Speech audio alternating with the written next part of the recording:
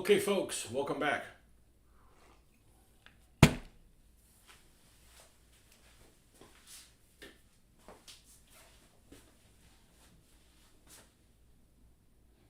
I'm going to get something. And I'm going to get is the other Panther. Now, this is the Panther I've already... Go away, tiger. Shoo, shoo, big cat. Oh, no, we're not going to do that. We're going to move the crappy one to the outside. So if one of them falls, it's going to be the shitty one. It's almost like I've been bent that way before. So this is the same model. I built this, I don't know, in the 90s. And it didn't have a bad paint job. I got the picture of it there somewhere, what it looked like before. It didn't look terrible. But I repainted it.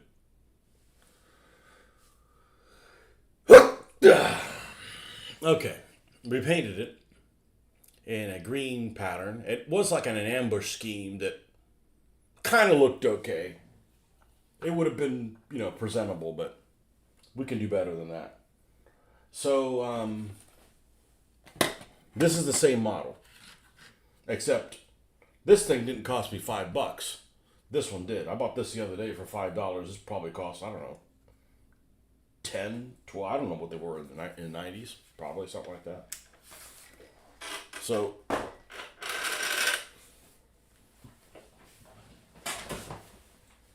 and this also has an antenna on it that's made of wire, which we're going away from that. We've got these nylon thingies. So, but that's one of the last things that we do on here. And this was, yeah, so anyways, it's a decent model. Sure, it's not the most detailed. What's up, Dell? It's not the most detailed, it's not a Vespid or something like that, but, the Vespid's not $5, So, do I need another Panther? No, this is my 10th one. So,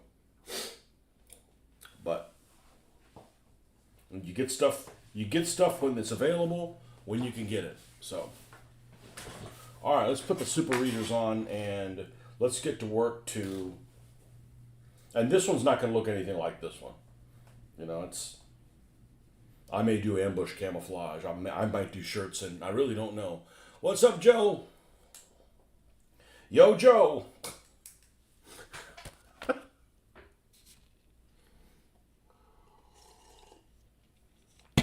pack of Panthers.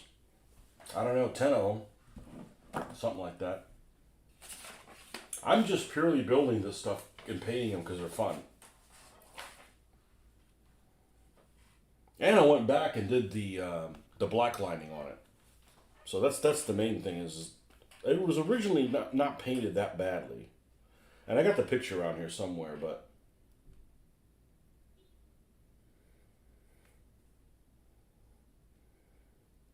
this thing looks great.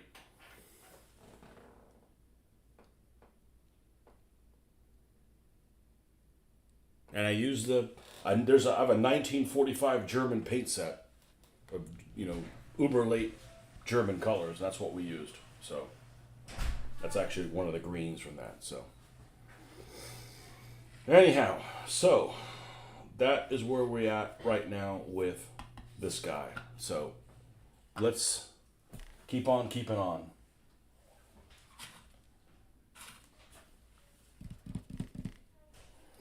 We're going to put, and there's some options that I'm actually going to, that I might actually move away from doing where they tell me where to put some of the stuff on there. Because there's a lot of pictures of Panthers online, a lot. And we're only interested in G's, because that's what these are. And we're only interested in G's with a chin, which honestly, this has got a pretty diminutive chin on the front. Some of them have a little bit more pronounced than that.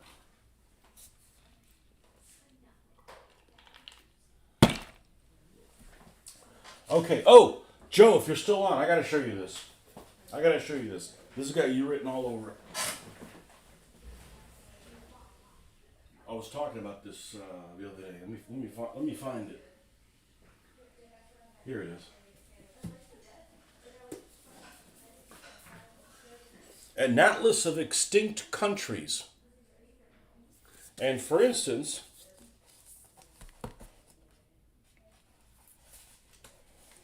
here is the Rio Grande's Republic. And it gives you a short synopsis during the time period it was in, population, a little flag of what it looked like, some little art, and then a couple more pages of why they are no more. And like that, there's a bunch of different countries in here. In particular, you know I'm a flag guy, so like all these blank papers in the back. I actually saw one book that actually said notes. Like, what kind of a barbarian would write in a book?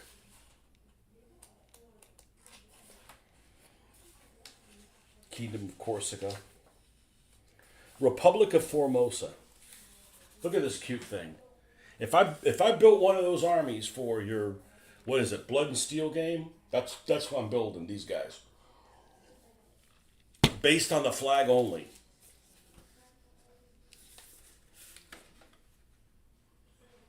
Look at that cute little bastard. It's like a little happy tiger. And the description of it is really interesting. It says, the Republic of Formosa, the happiest face on any flag. They should commission a Netflix series about the Formosa tiger having adventures, along with his pals, the Dahomey crown-wearing elephant, and the Perloha religious bison. You know, other things here. It's a cool little book. It's a cool little book.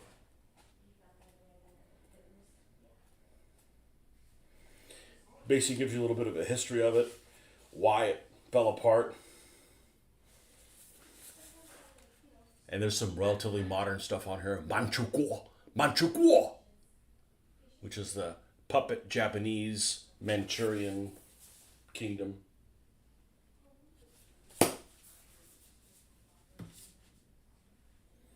When did Formosa exist? I want to say around the time period of the Sino-Japanese War. I know, which Sino-Japanese War? The one from the 1895. Let's see if I can find it here.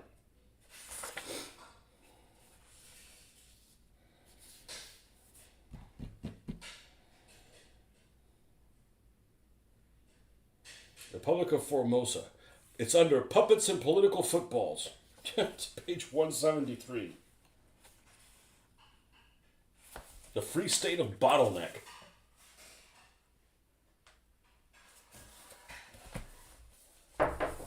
$173. Hold on 1 second.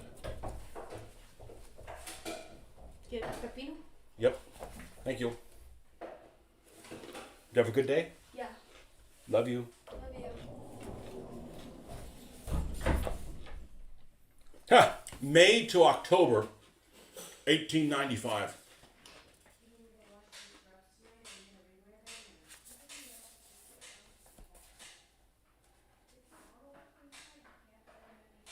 Yeah, I always said, you want to piss off the Chinese? I said, we're going to take Taiwan. Oh yeah, keep it up. We're going to call it Formosa, assholes.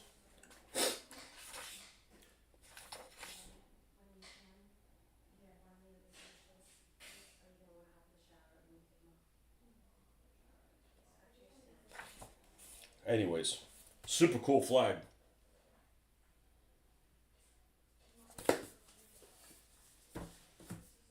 Happy Tiger. One of the armies that I was going to build for Renaissance was this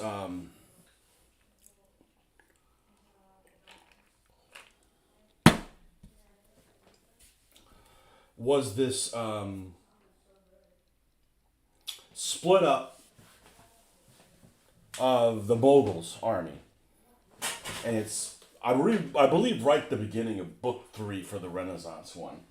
It's this army, the army of Sher Shah, And he was only around for like 20 or 30 years or whatever. And he was like a mogul prince or whatever that broke apart and kind of did his own thing. So, but his flag is got a tiger on it. And that was the reason. That's the reason why. So you have a tiger flag with, you know, elephants and firearms, and cannons and elephants don't mix really well. They don't do well with those things, but that's just never gonna be.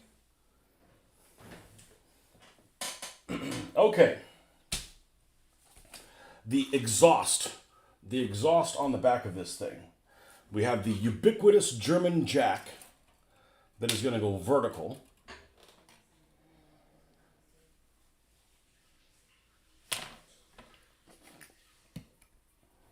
What's up, Ben? Did you have a good time talking to people? Couldn't wait to get off the phone. Leave me alone.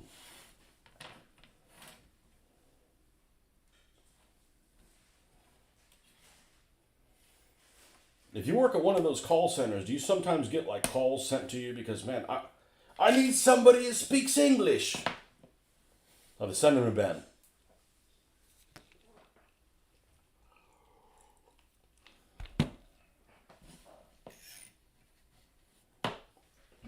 England is your country of origin. The UK is your country of origin.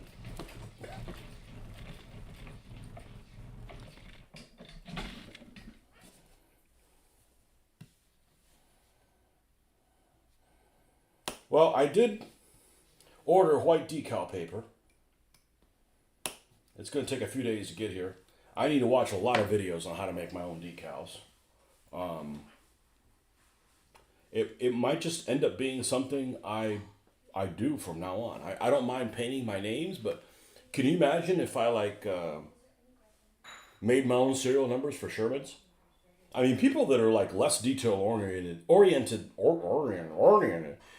people that are less detail oriented than I am can manage to do it. So, to be continued. I read enough of it to realize I needed white decal paper. Because you can't print in white. Funniest when they speak to a Scotsman, then come to me and they're like, oh, finally a native speaker.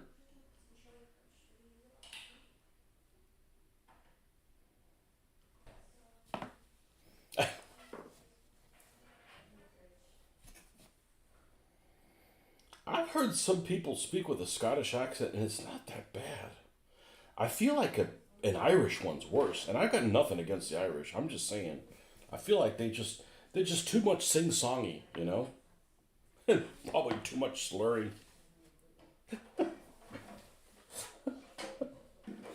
Okay, this is the bottom of these things, and we've got these little doodads that go on the top.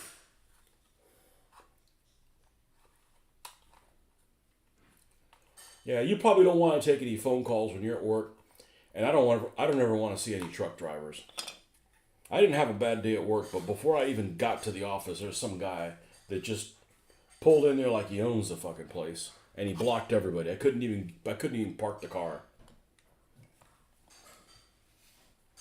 So, maybe he's got to wait half an hour to get that explosive diarrhea that I wished upon him.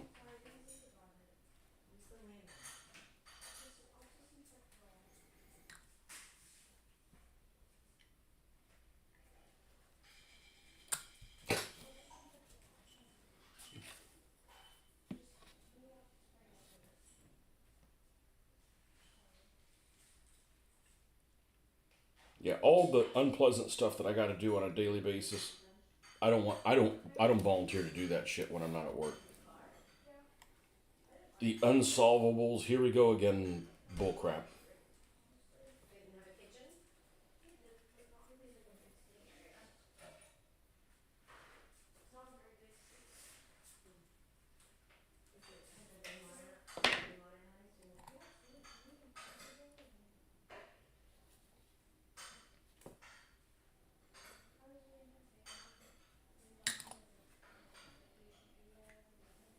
Panther, Panther, burning bright. All right, we're not going to put the jack on just yet. Why is that? Well, it might be somewhere interesting to put it on there. I'd like to make these two different, if possible. Not like, do something ridiculous, but.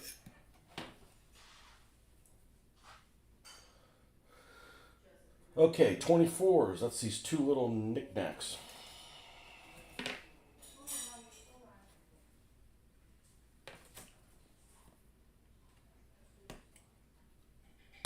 I was lazy to get the cutters out for just these little pieces. Still haven't gotten the Airfix replacement pieces though. Not in a hurry. Just figured I'd comment on it.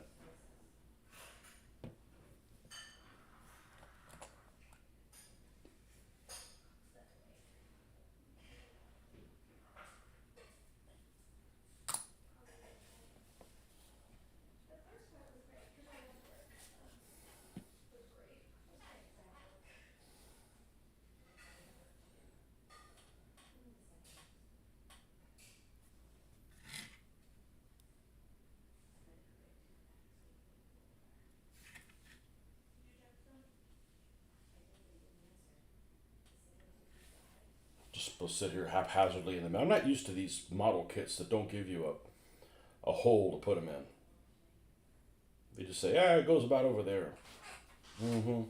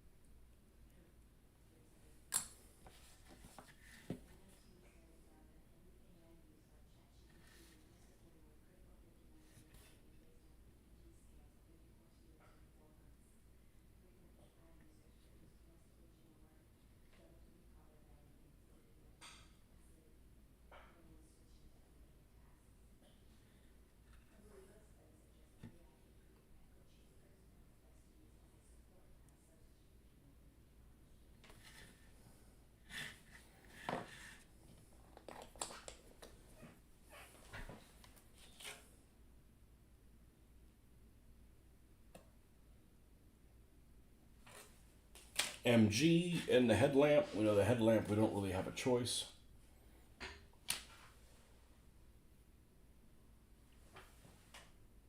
Oh, we don't really have a choice on the back of the turret thing either.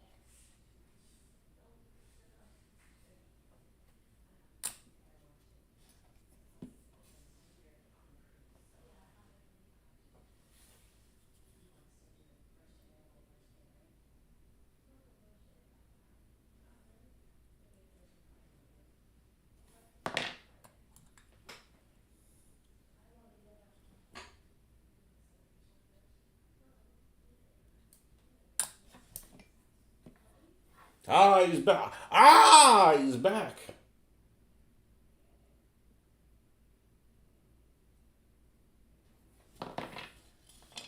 Sounds like a creature that lives in a British cave. The creature of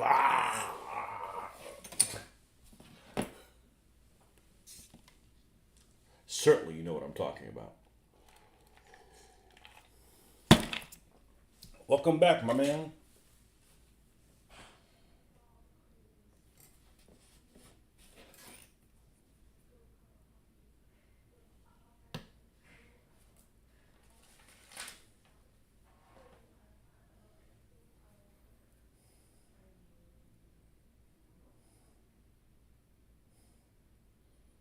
Can you change your handles at will? I guess you could. You could be like some people that I know that have multiple handles. That's just too complicated. I wonder whatever happened to the guy that came in as.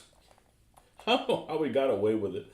This guy showed up on the channel and his name was that little mustachioed dude, and his profile picture was even a picture of that mustachioed dude.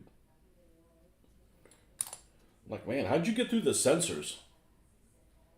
Is that from Tamiya? No, this is...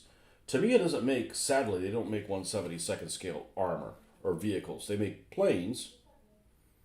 I mean, nothing goes together like a Tamiya.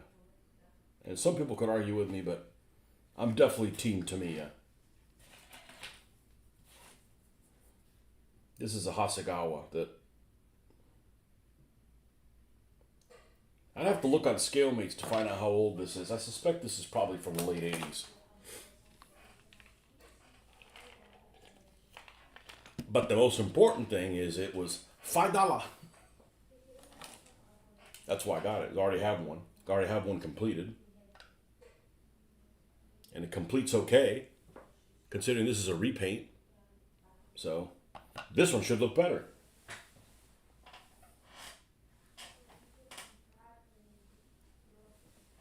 I just saw that full color green. I'm like, oh, that looks pretty. We got to do one of those. Pretty, pretty Panther. All right, now we start getting into no man's land. Nope, that's still not there yet. We need the MG.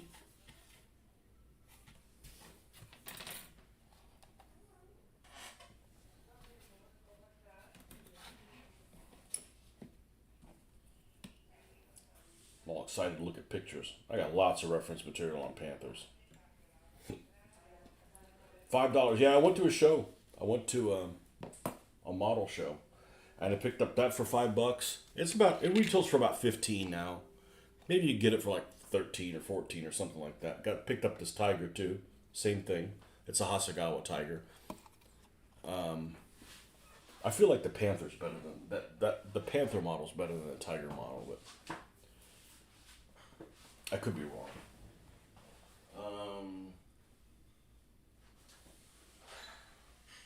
I picked up a couple things I got bent on. 2 of these are supposed to come in there from S model. And is the grand review of the World War II collection still on the agenda one day? One day, yes. Definitely one day. Hey, the longer I put it off, the more grand it'll be.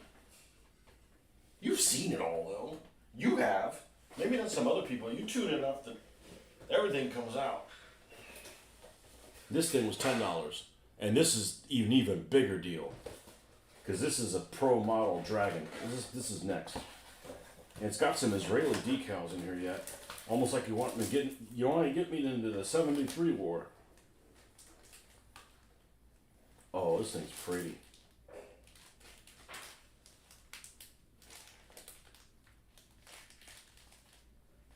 This thing's pretty.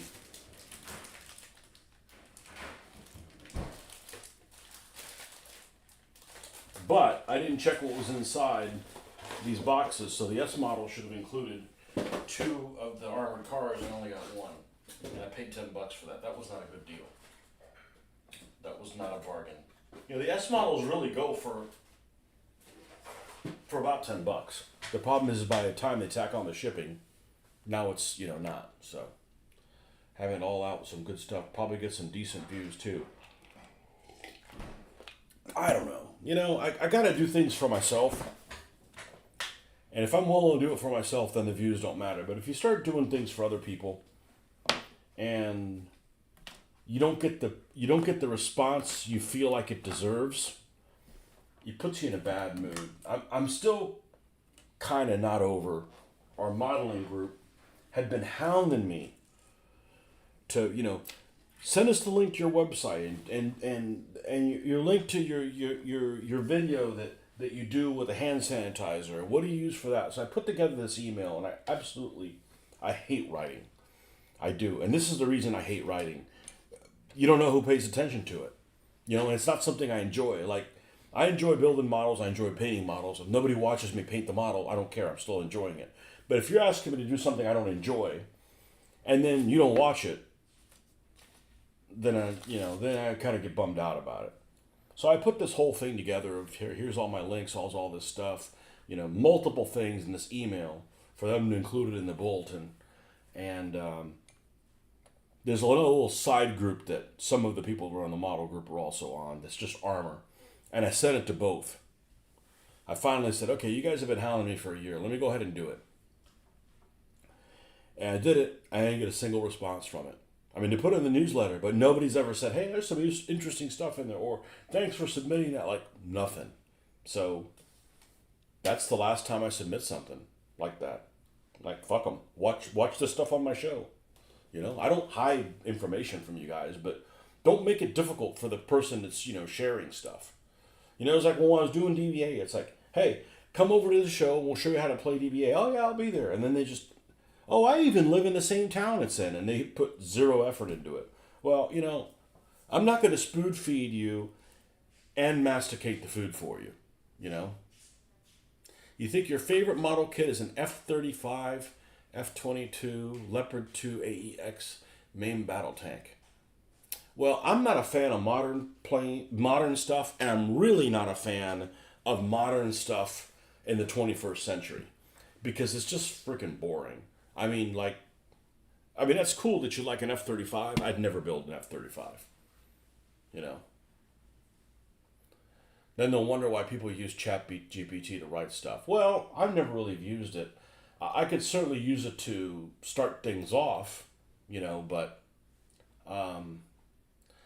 I am a bit of a spelling Nazi, but I am a bit of a fat-fingered typer.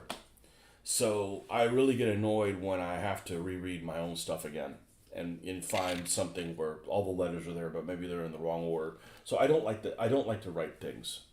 It involves like planning, and I don't like to do that kind of planning. A little planning with a notebook where I figured out which Sherman was going to be called what. That's the kind of stuff I like. But that's like long thing. Like I just don't do it. So,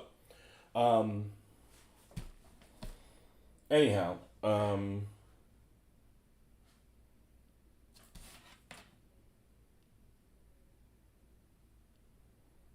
and we're gonna, I think, leave the hatch open for this thing. We're gonna put some kind of uppity Panzerführer in there. And I may do the tracks. We're going to look at pictures for that stuff. What else was definitely where it went? Not the tools. The tools could vary. I mean, this is like one location the tools could be. That's how I built it. But I know by looking at pictures, they vary a lot. Did I just screw up and chop the machine gun off, and now I don't know where it went? It went here. But no, I did not find those tracks. I'm pretty sure I know what I'm going to do. Next time I order something, it's not a hurry item. Next time I get something from 3D printed from Chad, I'll say, hey, cut me a set of the running gear of a 250. Maybe I'll order a 250 and say, hey, give me another set of running gear for it, and I'll convert this one that I have. It's not a big deal. Like I said, it's not like I only have one model. That stuff's catastrophic if you're like an 8-year-old kid. You save all your allowance money to buy a model and you can't finish it because of XYZ. But that's okay. I learned a valuable lesson. Trust nobody, and make sure that stuff's on there. Your favorite tank for World 2 is a Tiger tank and a Sherman Firefly. Yeah, I like Fireflies too. I got 2 of them, and I only had 1 Tiger, and now I got several. So, but I like the crappier stuff too.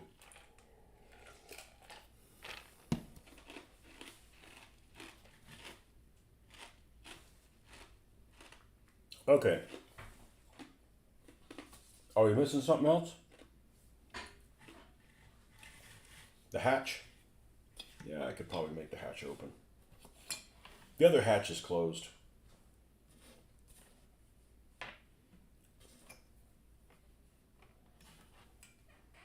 It means nothing in a game.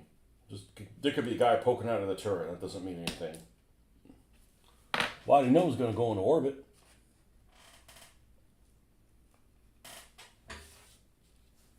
Man, you got to babysit everything.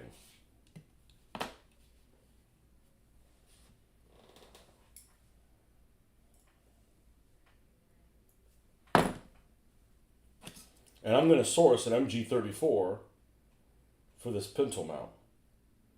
Maybe I won't make the hatch open.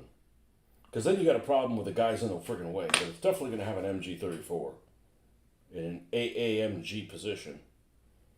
I don't believe I have any German tanks with an AAMG. And that's embarrassing. Oh, that's not true. That's not true. But it's few and far between.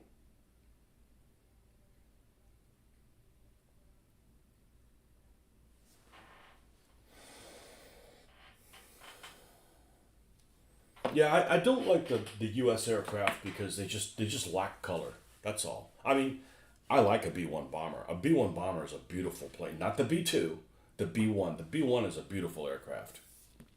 Beautiful lines. Same thing with an F-5. An F-5 Tiger just looks sweet. There's actually a lot of modern aircraft that look pretty decent. And modern meaning, post-Korea. Korean aircraft are... God, they're ugly. Other than the propeller planes, the jet planes from the Korean War are just ugly. Ugly, ugly, ugly, ugly, ugly.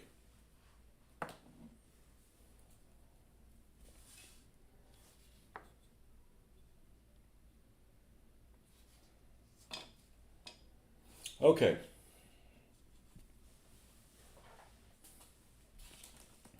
I think this is the time where I need to punt. Okay, I'm going to move all this stuff to the side. I'm going to get my notebook. I really need to move that. Just a piece of foam core board, but it's incorrigible.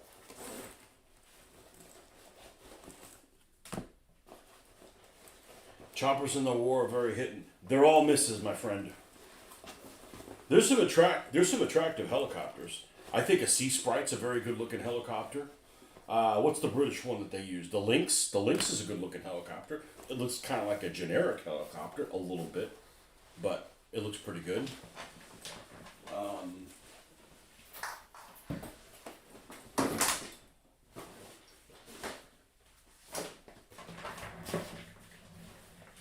All right, we're gonna move this to the side because I feel like being creative, and that means I may not want to build it the exact same way they tell you to build it. I mean, I got a shitload of references, so all about Panthers. Let's take a look at the inside here. Let's take a look at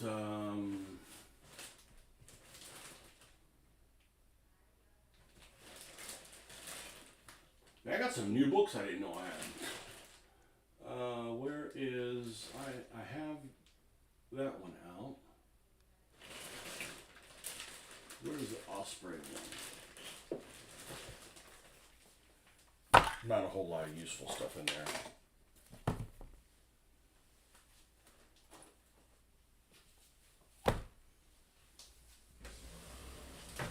And that's just some of the reference materials we have. Do I have tank destroyers? I do. I have three M10s to do. I have a Hellcat that's finished. I have three M10s. Three M10s to do.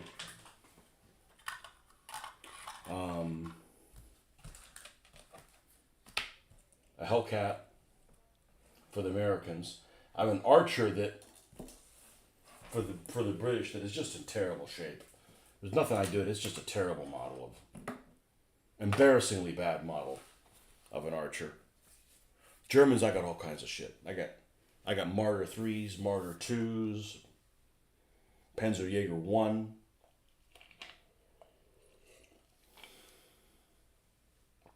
Jagdpanzer 4. Stugs, I put Stugs in that category. I got Stugs.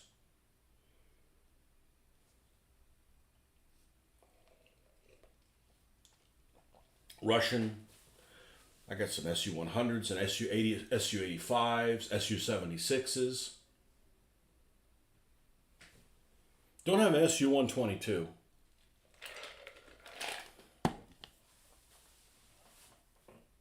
All right, let's put on. Let's dial this down. Let's downscope it. Other way.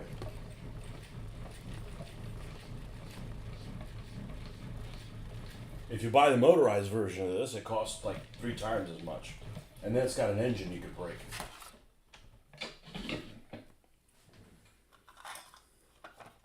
Okay, so we built this one right out of the box. So, what is the one on the least light? This is all about Hungary. I want to see if there's any like cool artwork or something in there to.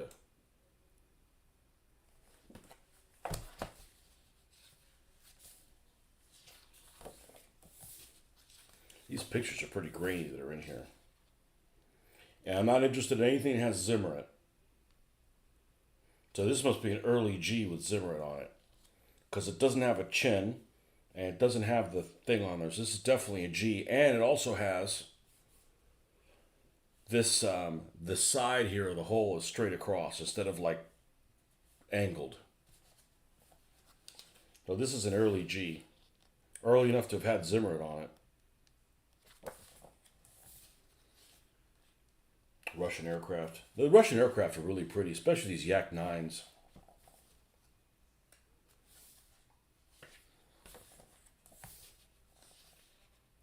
It's like a King Tiger with Zimmerit destroyed. I mean, this is the grainiest picture I've ever seen, certainly in a book.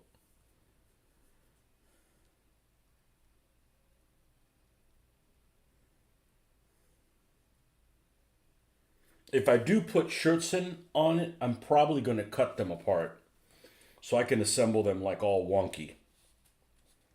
Because right now it's all one piece, like super neat. Tony, power desk the bet. I don't know what you're trying to say, but hopefully you didn't say it because that doesn't make any sense. Yeah, we lowered this thing. Yeah, this table was like, I don't know, 120 bucks or whatever. If you want it powered, it's like 500 bucks. I'm like, fuck that. Like, and it can break. Like, I'm good.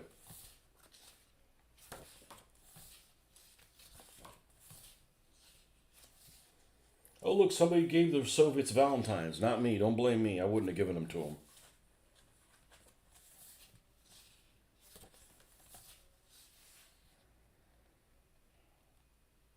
Okay, this is a Panther A. Because it's got lines straight across, and the very end it dips down. I'm just seeing if there's anything of value here. Other than a bunch of crooked spiders. Beware the crooked spider. Tony, power desk is the best. Well,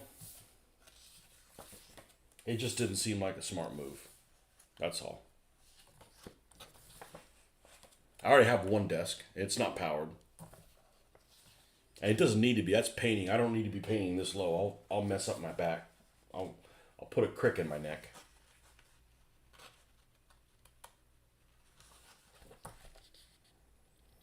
I don't like Zimmerit on a Panzer IV. They just look ugly. They had another Revell Panzer IV-H, which is a beautiful model, but I'm not paying 15 bucks for it. 15 bucks doesn't tell me, hey, buy it. I'm like, I don't need that. That's like a regular price.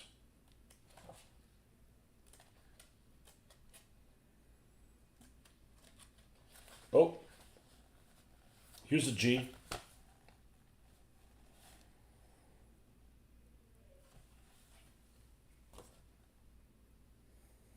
And it doesn't have the chin. They started mandating that all the chins got put in, but there was still one of the plants that was still manufacturing without the chin all the way to the end of the war. Well, it's too late. I decided to put a chin on this one. No Zimmerit on it. I'm going to take a photo of this stuff. It's going to be easier to find it on photos. This one actually looks pretty nice. And there's a good chance this one will be whitewashed.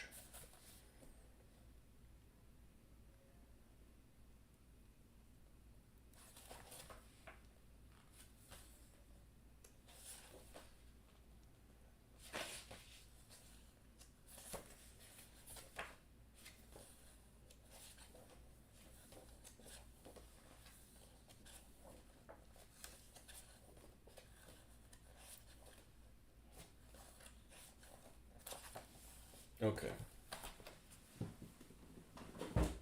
Done with that one. This one's probably the least useful of the other ones. There's questionable stuff in it. And there's a ton of stuff online. So I haven't even begun to look at how that's all going to play out. But just like building it with options, because I think this one I took a picture of, everything is sitting in the same place as the other one that's built. Like there's some of these that had this gun cleaning thing that was put back here.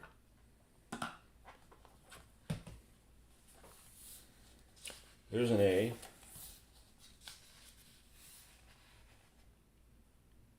That's got Zimmer, I'm moving along. This G has Zimmer on it as well. Don't care.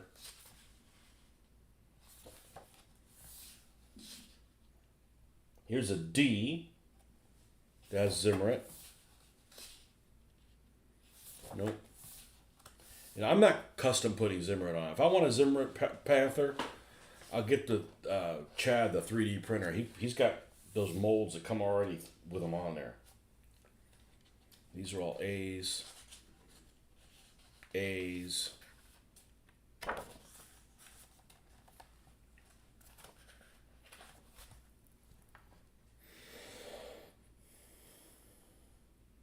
Yeah, this infamous one. R01. Comes with the decals for that. No, it comes with R02. Well, we're not doing a regimental vehicle. These are all Zimmer. This one doesn't have it. Russia 1944.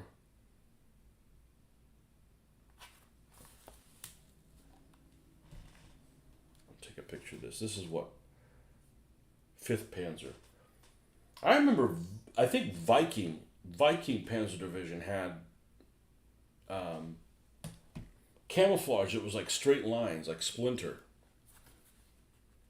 when they were in Russia.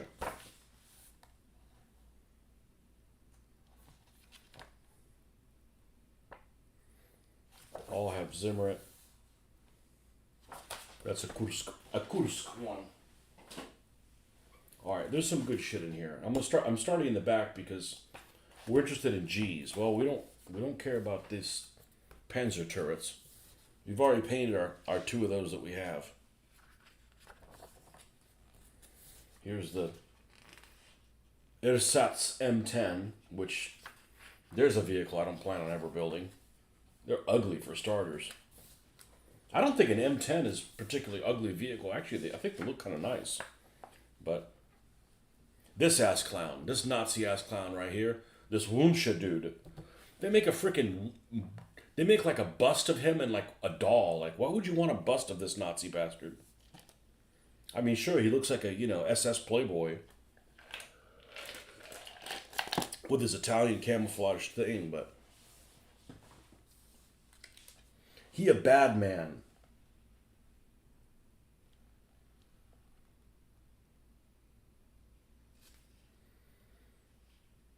Infrared devices.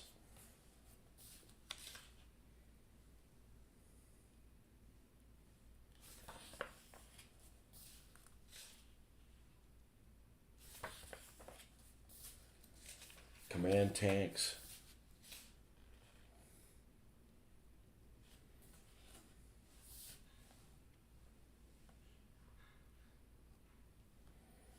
It's got the tubes on the... Well, that's an A. These are all A's. And they made more G's than any of the other ones. I found that out today. Panther RO2. Here's an RO2. The command tank of Standarten für... Oh, stop. I think that's Captain or something like that. Mühlenkamp. A 5th SS Viking. Yeah, they moved the headlamp up from the hull.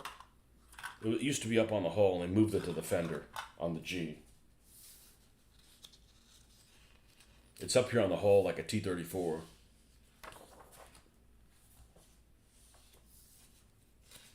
Okay, here is a G, and it's got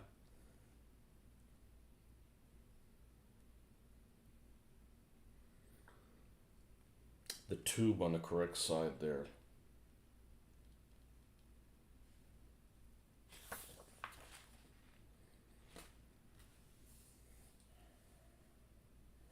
So one of the decals that I have is this black 126. Might be the same demographic as those women that fall in love with Charlie Manson. I could fix him. Why would you want to? You know, you'd have to dip that guy in kerosene and light him on fire to fix him.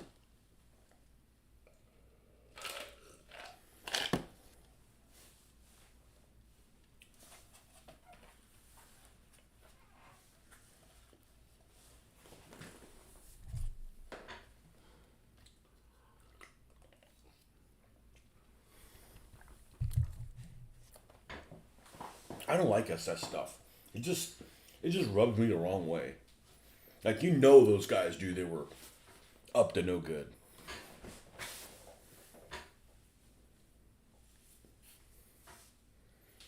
Undamaged Panther. Abandoned at Tisinov, Czechoslovakia, at the end of April 45. Very late Ops G fitted with a flame suppressor exhaust. Well, we don't have that.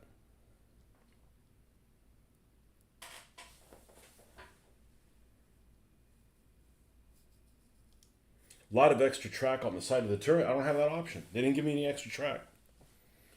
You know, the Tiger came with no extra track pieces. Like, man, stop being so chintzy. Anyways, one of the decal sets is this black 126, and here's the vehicle it came from. I didn't realize that. It looks like it's almost like Battle of the Bulge or something. After being hit several times, a battered Panther 126 lies burning on the roadside. Scenes like this were common towards the end of the war when organized counterattacks were the exception to the rule. Well, that's unusual. This must be one of those trick numbers.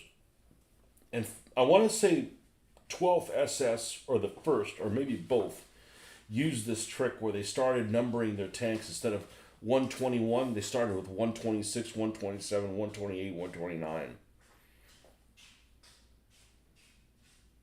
Because usually it'd be like 121, 122, 23, 24. And if you had a 5th tank in that platoon, it'd be 125. But these actually started with 6. So I would have, if I had to put money on something, I'd say this looks like an SS vehicle. Now where it is, I'm not sure. I see snow on the ground, so.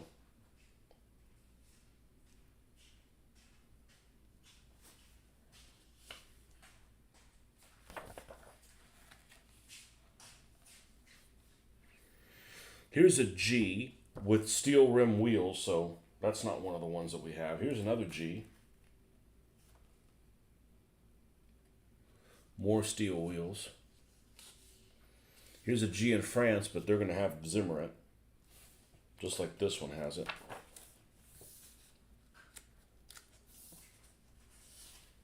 These are like crusty and Zimmerit covered.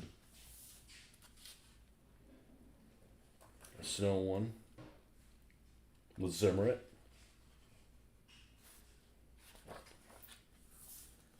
And here's some color plate. Okay, this one, defending East Prussian town of Goldap, early 45. This Panther clearly displays the revised side plates of the G. Due to production of Yak Panther, the whole side angle was changed and the armor increased. I didn't know this. The armor was increased to 50 millimeters from 40. This camouflage, okay, that we call ambush, the camouflage was called Licht und Schatten, Tarnung. more commonly known as the ambush scheme. So I actually looked that up, what it meant, and it's light and shadow. Light and shadow is what the Germans called the ambush scheme. I don't hate it. I don't love it, you know. Now this is a G, and if I'm going to make my own decals, I wouldn't mind having some decals that are, like I have a King Tiger that doesn't have decals on it yet, with like those light blue numbers. I'm going to end up making a decal sheet with all kinds of crap on it because you're going to have an 8.5 by 11 sheet, and it's got to have a million things on it. Otherwise, you end up wasting all the decal paper.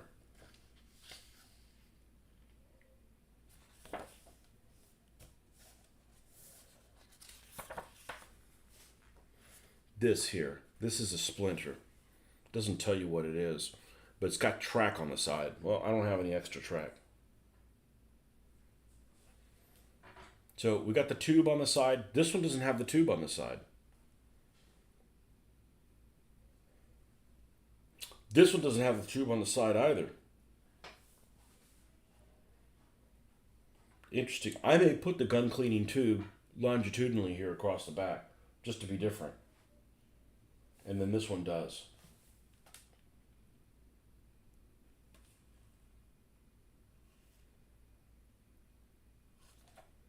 Oh, that one's steel. Well, whatever. And I don't have the big exhaust fan increase because what they did is they changed the exhaust. They made one of these a lot bigger. And I actually don't like the way that looks, but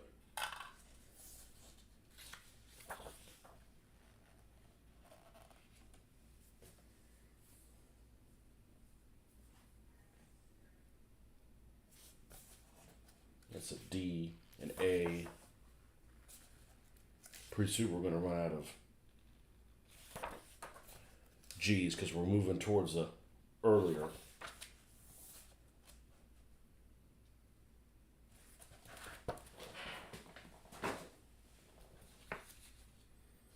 Greetings from Columbus, Georgia. Well, you got that museum right in your backyard, which, man, it'd take forever to get to Columbus, Georgia. It'd be like 6 hours or something like that. There's no good roads to get there from North Central Florida. Welcome, man. They can't let me in that museum. I'll be like, this is wrong. This is the wrong color. This is, I mean, I don't get anal retentive about everything, but there's some things I'd get passionate about. Okay, Yag Panther, nope. Berger Panther, nope.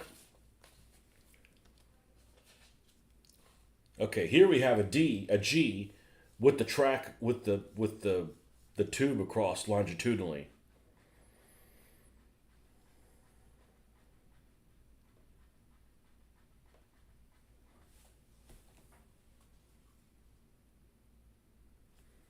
I think I'm going to do that just to be different. Oh, look, they got a Hawali.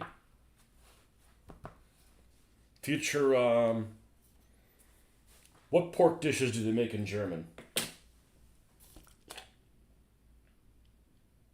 I can't think of what it is. There's no reason I should know that. Yeah, here's one this way, but this one also has the attached extra road wheels, and 116th Panzer ended up getting some tanks that did that. But these all have Zimmerit. If they're in Normandy, they're going to have Zimmerit on them.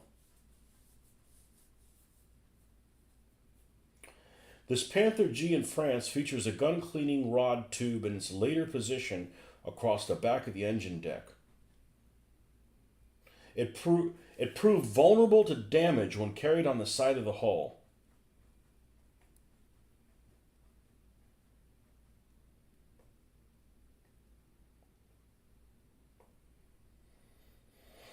The spare wheels on the turret are an earlier type from those on the vehicle. So this probably has 16.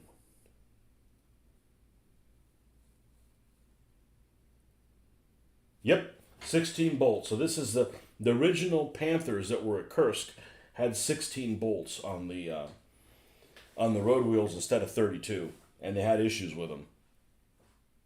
They just put more bolts on them.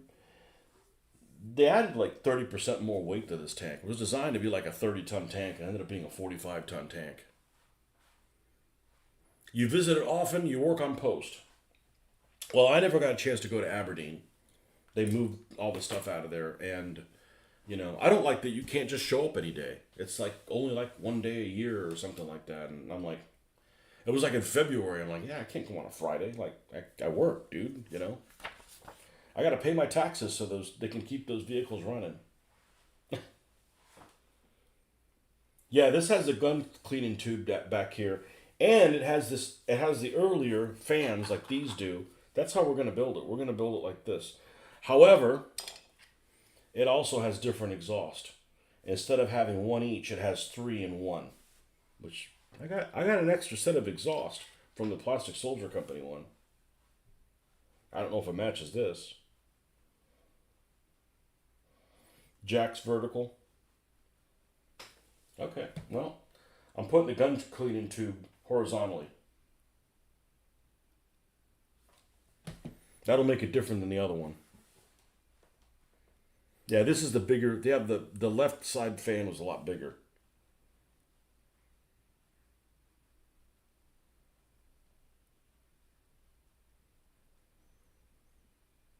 Then we got spare tracks back here. This one didn't come with any. All right. And I don't like to model exact vehicles. I don't like to be. I'm not one of those guys like, okay, let me model this vehicle in this picture. I'm like, I don't want to do that. You know.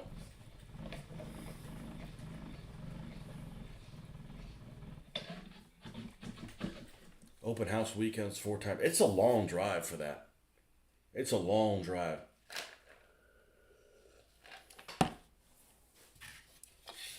Yeah, I've got the 2 Panthers I have are the 2 that I had that have stuff on the side of the turret are ones that I specifically made for Panzer in Normandy. And Panzer in Normandy had a lot of tracks on the side of the turrets, and they put the numbers over the tracks, which honestly looks kind of shitty, but that's what they did.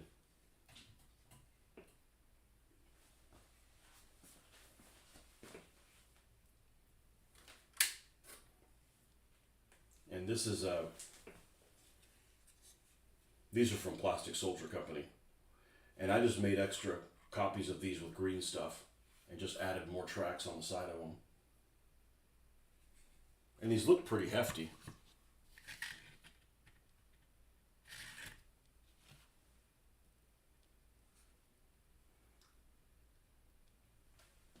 IPMS group from Pensacola region. Well, the IPMS group that they did a convention in. I've just started getting back into modeling after 20 years, and I'm not interested in entering contests. I've been playing a game that's contest driven for 20 years. I'm not doing any contests anymore. I just need to be happy with it.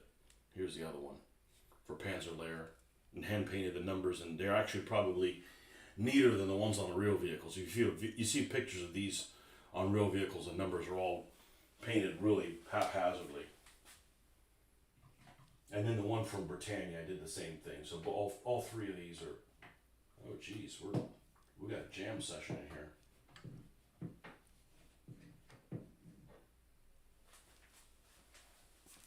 Yeah, this is the Britannia one. This looks like freaking heavy as hell. But there was an IPMS convention at Milton at the same weekend that there was our wargaming convention in Tampa, and the same weekend that another convention was in Clearwater, a modeling convention in Clearwater. So I went to the wargaming convention for one day, shot across the state to Clearwater, and between those two, I just made a freaking killing. I made a killing like on buying stuff super on the cheap. And I just went last weekend to another one that's supposedly a bigger convention in Plant City, and it was disappointed. I was disappointed what they had there. It was okay, but the one in Clearwater was better. Supposedly the really big one is called in Florida. It's called Matapalooza, and it's at the same convention in Kissimmee that our wargaming convention's at, and So I think I'm going to go to that. It's in early October. I'm going to go to that expecting to find nothing. And hopefully I'll find something. Hopefully I'll figure out how to do decals by then. We'll make some decals for our imaginations thing. So, but yeah, a couple of guys are really like, oh, you need to compete. I'm like, I don't want to compete. First of all, I'm forced to be there all day, right? Like, what not competing allows me to get there when they open, check out the vendors, leave when I want, and then I still have a weekend when I get home. Not like you waste the whole weekend, and I don't need awards. I mean, I've got like 60 awards or something like that for playing DBA and stuff. I don't have any of them up. I probably should have the national one up, but I don't care. And I looked at the awards like at this last thing. I'm like, what am I gonna do with a freaking trophy? Like one of them bowling things? Like, you know, I'm happy with my stuff. I'm happy to share tips with you guys, learn from you guys as well, and that's what I'm all about. I don't care to, oh, you're like best in show, or I don't care. Somebody be who you gonna impress? People would be like, oh, well, I would have done better if I would have just showed up. Like, okay, like I don't need to impress anybody. I just want to I just want to be motivated, so I can't wait to work on the next thing. I stopped doing tournaments because I got so tired of all the winning. No, I entered a painting contest at Historicon one time. And then the guy who doesn't paint wanted to give me a bunch of shit about entering too much stuff. I was like, I entered a DBA army. It's only 12 stands. Oh, it's too many figures. Go fly a kite up your ass. I didn't tell him that, but I wished it upon him.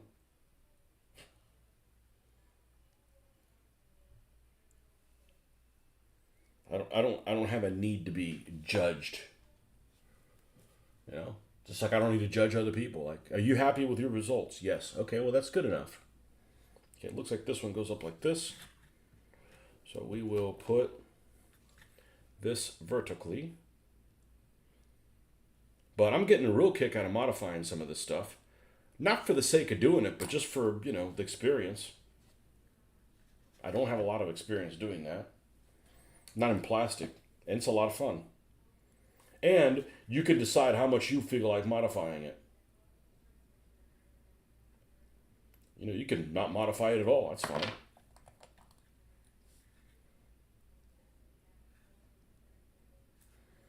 Okay, we have the ubiquitous German Jack there. All right, we're going to take this, the gun cleaning rod business. What do we have in here? We can get rid of this whole sprue if this just has a top hatch. Okay. Let's just remove the top hatch. We'll put it there for safekeeping, and we can get rid of that. I don't care about this. It's the Airfix. I'm keeping the Airfix green sprue. I'm the same. I don't compete. It's just built for me. I do like going and seeing what others are doing and get lots of ideas for future builds. I saw some of the stuff that was built, and I'm like, I like my stuff better, but I don't need to make somebody look bad or something like that. If you're happy with what you're doing, man, keep doing it. I'm like, where's a gun cleaning rod? Oh, here it is.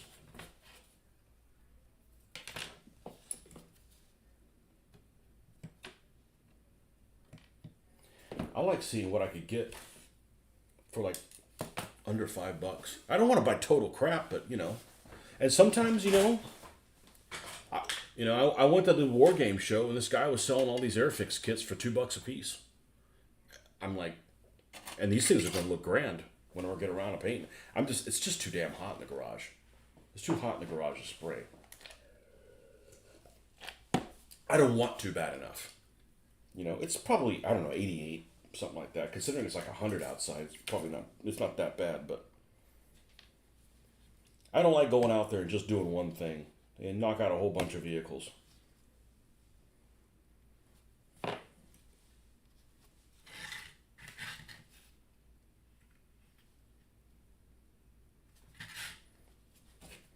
And then another thing that I learned, and I don't know who the hell, I can't give credit to anybody because I don't know who the hell did it. All I can say is it wasn't me. If you have something like this that's round, then you need to trim it. Just use the back of the blade.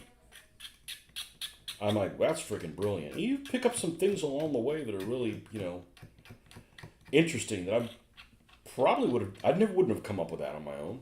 I don't know why. I just don't think it's something worth overthinking. It's not like somebody's life depended on it. The other day I saw an article that somebody had on, I believe it was the Brit Modeler forum. And on the Brit Modeler forum, this guy was building this plane that had no locator pins, and it had no old Roco vehicles you should start painting. I can't pass up a good deal. And this guy was selling, speaking of Roco, same scale, this guy was selling $1 for these T35s, and they're 1/87th scale. And he had 5 of them, and I'm like, okay, I'll take those. And you can make some. And I don't mind using these with my 1/72nd scale stuff. Man, they're actually heavy. And they're just plastic.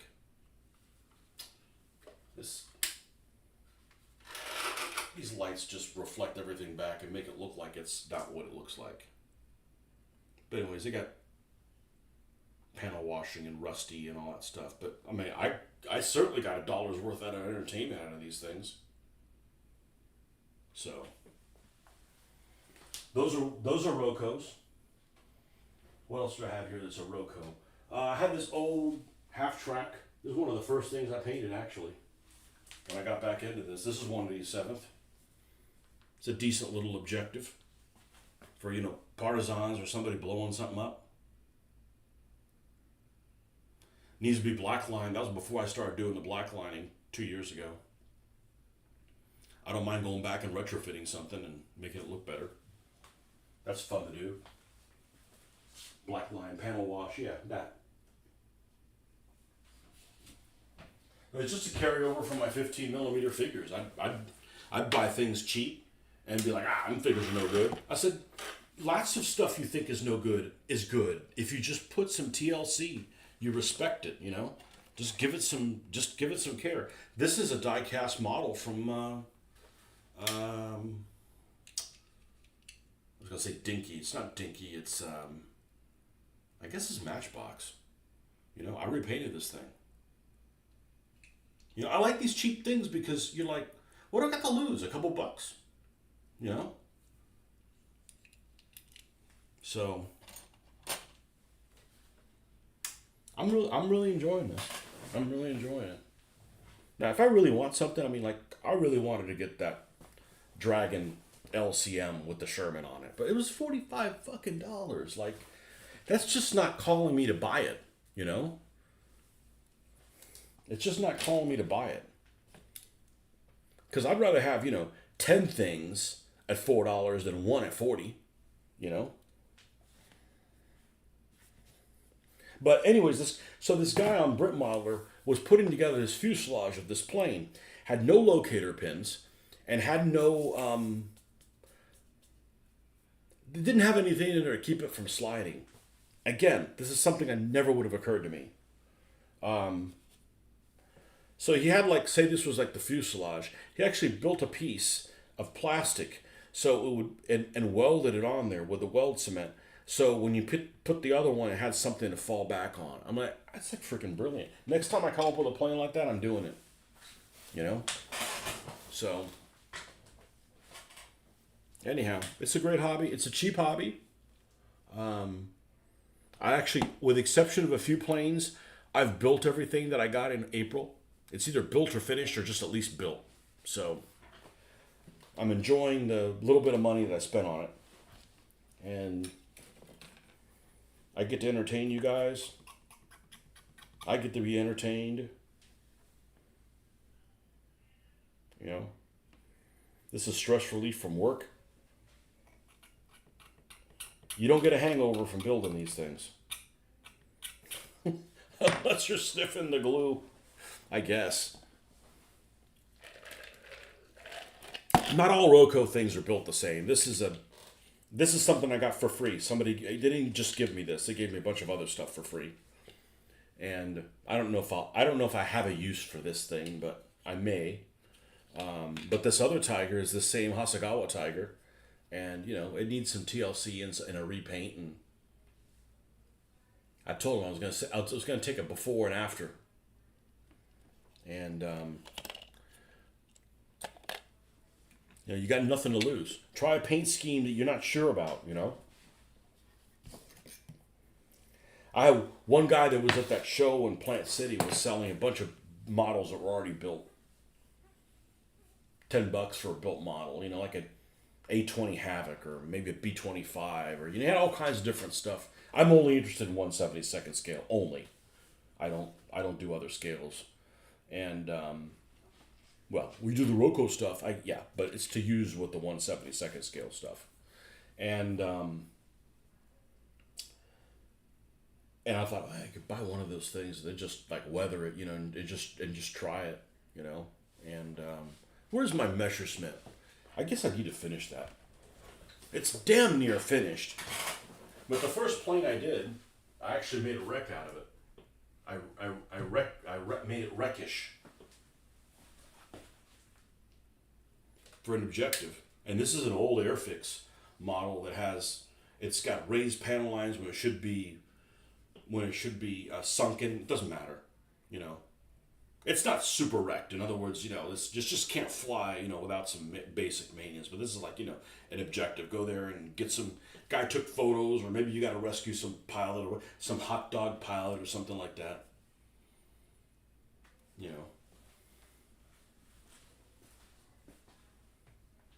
I guess I got to finish the P40 at some point, but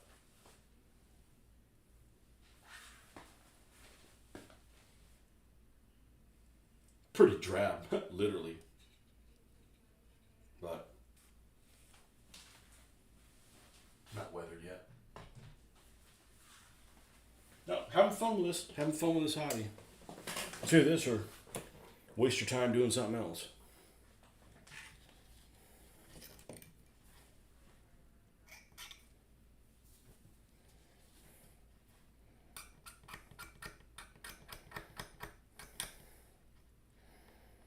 A lot more productive than watching TV or playing World of Tanks or something. Paying money for World of Tanks. The diorama base is made out of evergreen sheet styrene. And that's the same basing that all my desert stuff has. So I actually got that idea because I had gotten this from an estate sale. This was a wrecked. I couldn't make the turret move or anything. So this is the old Matchbox Humber. I keep killing this light. It's reflecting too much, and and I just decided to make it into an objective wreck. And I'm like, well, that's pretty cool. I should do that with an aircraft.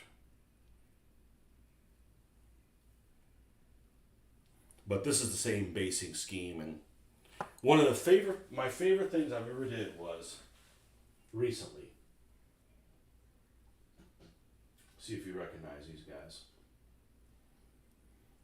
I'm going to get the guys you recognize. Let's see if we can put them on. Put them on something that, well, I guess my hand will work. Hopefully I don't drop them in my drink. Let's move the drink. Look at these guys. I've had these since like 1981. These are Airfix figures. And these little Airfix figures that you just discount, they are great castings. And they're just not gonna, they're not gonna come across. Let me take a photo of them. Well, these soft plastic figures are amazing. I don't know how durable they are. I pray that scam likely in voicemail. Well, I'm just going to delete that. But not right now. I can wait.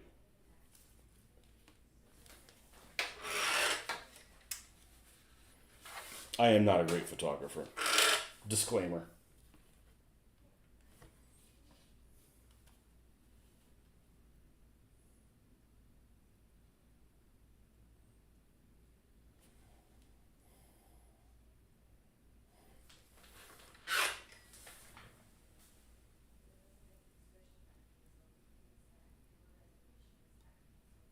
Lighting's still not right to catch all the stuff. There we go.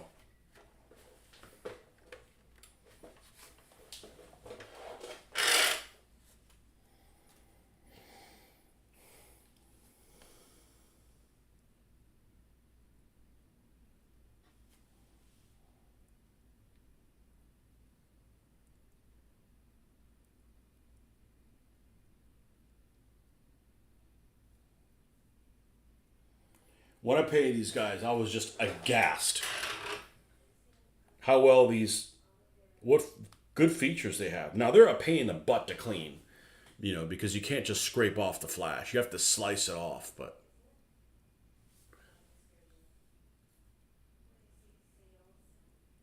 I mean, they got some great features on them. These things have been around forever. Like, the plastic figures. That's it.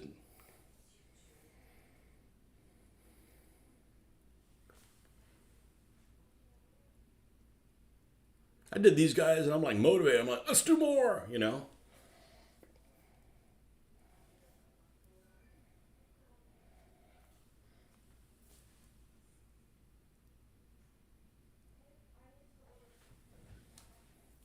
they all got names on them because that's important in my game. Not that I've gamed with them yet. Anyhow. Yeah, I like the desert stuff. Like the desert basing looks very attractive. It's attractive because we're near a water source here. If you're in the desert, you're like, get me out of this hellhole.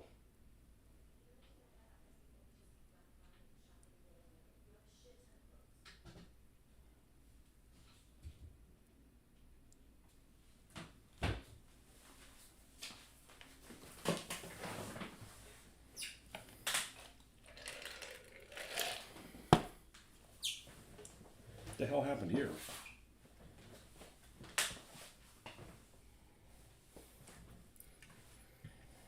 I hope I'm not fucking up by 4 while my fat ass sitting in the same place all the time. Yep. I do have a protector.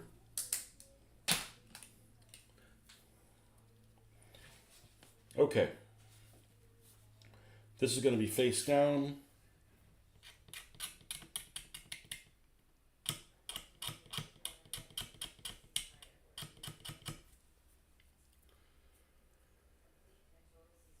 Dak.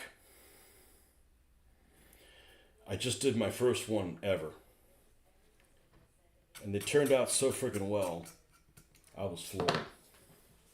But these are all 3D printed.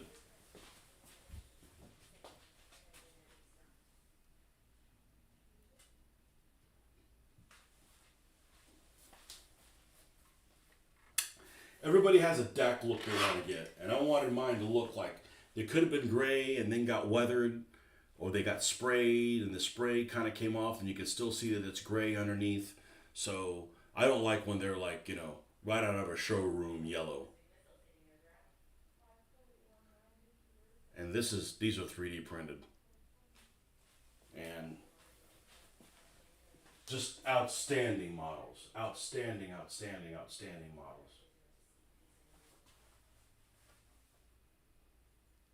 So, cool thing about the desert is I think the British are just as interesting as the Dak. I think the British are more interesting than the Dak. They got cool camouflages and the unit markings I think are more interesting than the Germans. Some of the, but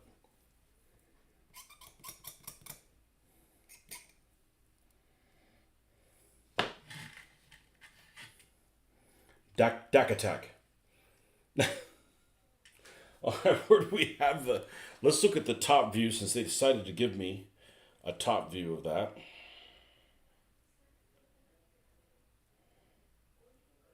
So, what am I going to enter a contest for? So somebody can tell me, oh, your stuff isn't, somebody else's stuff is better. Well, I don't like their stuff better than mine. I don't, you got to pay for your own award. And where am I going to put those awards? It's like,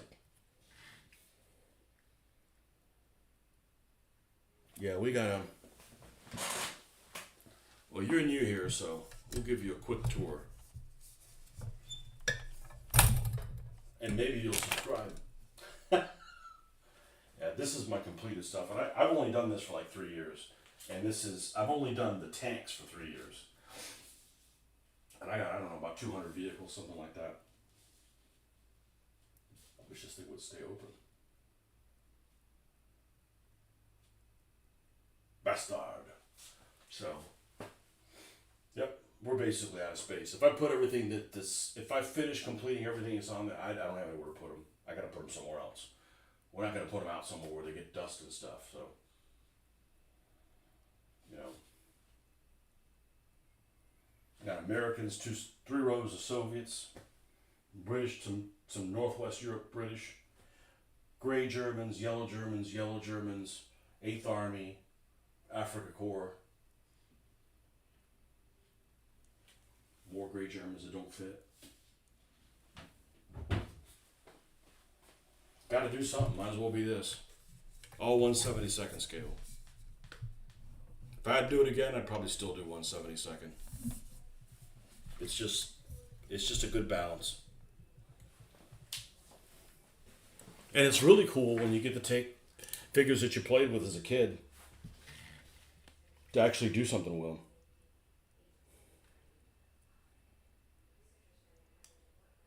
All right, we got these 2 little posts. Now, I'm not going to put screens on top of these things. You can take things too far. You could do that if you want. I don't want to do that. At that point, it's like, okay, well, we'll just buy a Vespid kit.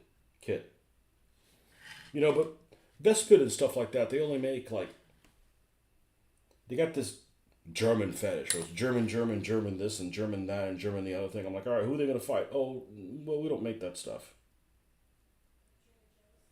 I like everybody's stuff. Like I said, I really like this Sherman kick I've been on. I like making things that people just discount as like not interesting and making them interesting.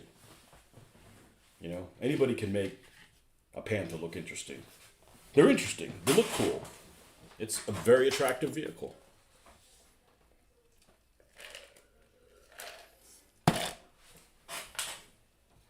Okay. So that's going to go there. I think I'm going to keep the tools the way they are. No locators, which is great if you're going to convert things. You don't have to fill those things in, but it's bad if you want to put them in the right place. So regardless of whether or not they have these the shirts in or not, I got to put these things down. Are they the same piece? I'm gonna paint my nails tonight if you want to do yours. They like to call them 2 different numbers. They end up being basically the same piece anyways.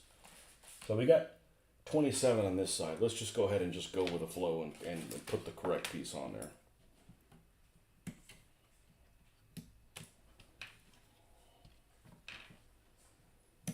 Yeah, I don't want to go to some painting contest and somebody says, "Oh well, you should have done chipping. You would have won." I'm like, I don't like chipping. I don't do chipping in my style. I don't think it's appropriate in this scale. So I don't want to hear it. Save it for your mom.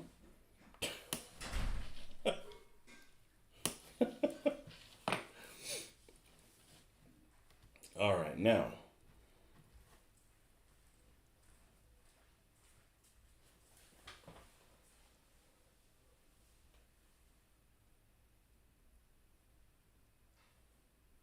Aha! It sits like on a ledge. Well, I wasn't expecting that. Oh, I see. Because it's yeah. Yeah, it's angled.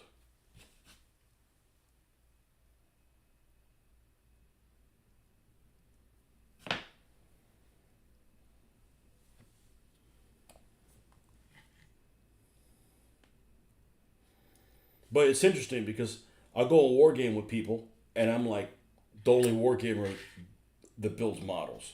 And I go to the model show, our model meeting, and I'm the only one that plays war games.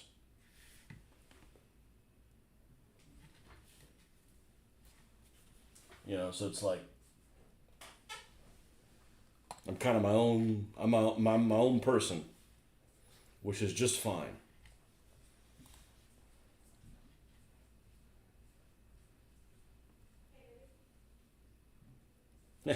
I go to a reenactment and I'm the only one that doesn't want to dress up in wool. It's like, this is my way of reenacting things. You get to read about history and you can partake in it if you want to roll dice and shit like that. But Did you end up using a black coat? So you're kind of all using it? No. Probably really close here. Yep.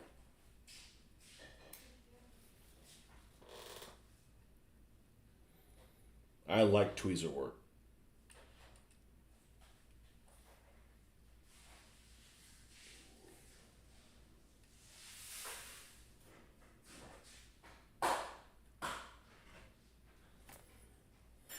What time is it? No, I haven't had dinner on purpose. The girls are out there making food and stuff. But that's why I try to do this every night, every morning for sure. It's a good way to get your day started off in the right direction. Have something positive happen to you before something negative happens to you, meaning going to work. All the problems at work. We don't have any problems here.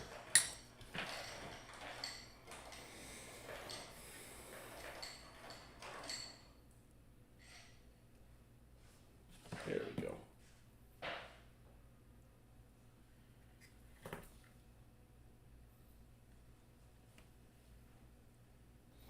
I like how they call 1/72. Oh, it's Braille scale.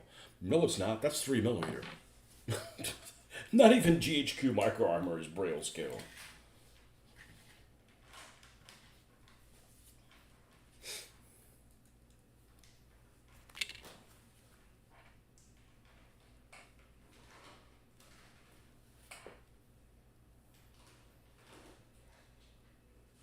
Yep. And now here, the antenna is right here. So we're going to cut that flush, put a divot there.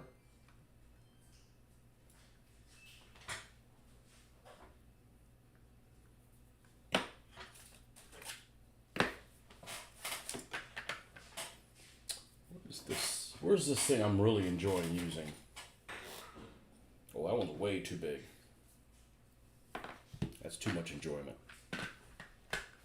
This is just a cheap ass little thing. I got it.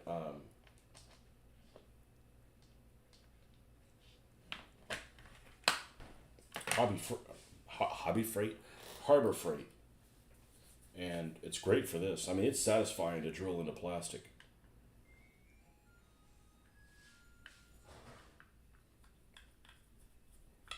Unfortunately, you got to use a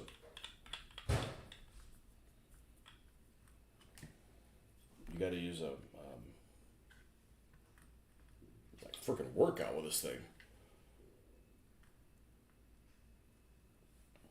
A pin vise of unusual size.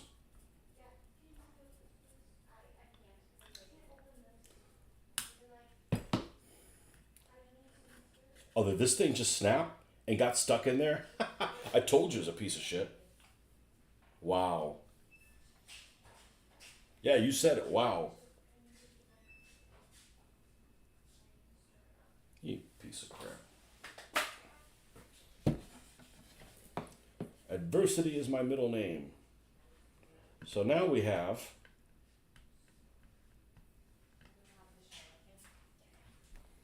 a drill bit stuck in there. Boy, that is really a piece of crap for it to get chewed up by that. Well, I'll tell you what, we're gonna make this a little bit bigger.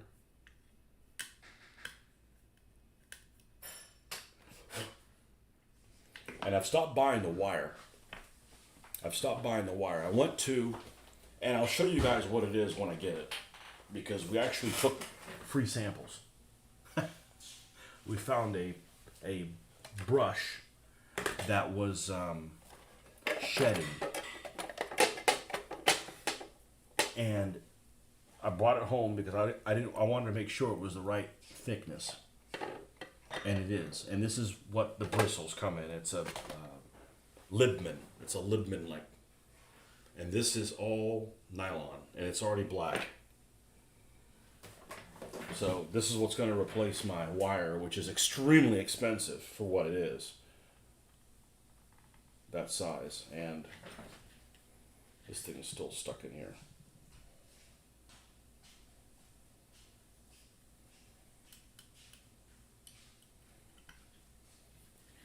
These little adversities, though, are just like nothing with the kind of crap you got to deal with at work. It's like, oh, I got this.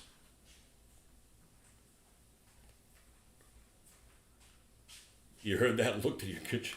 Microwave is done. Yeah. Work complete.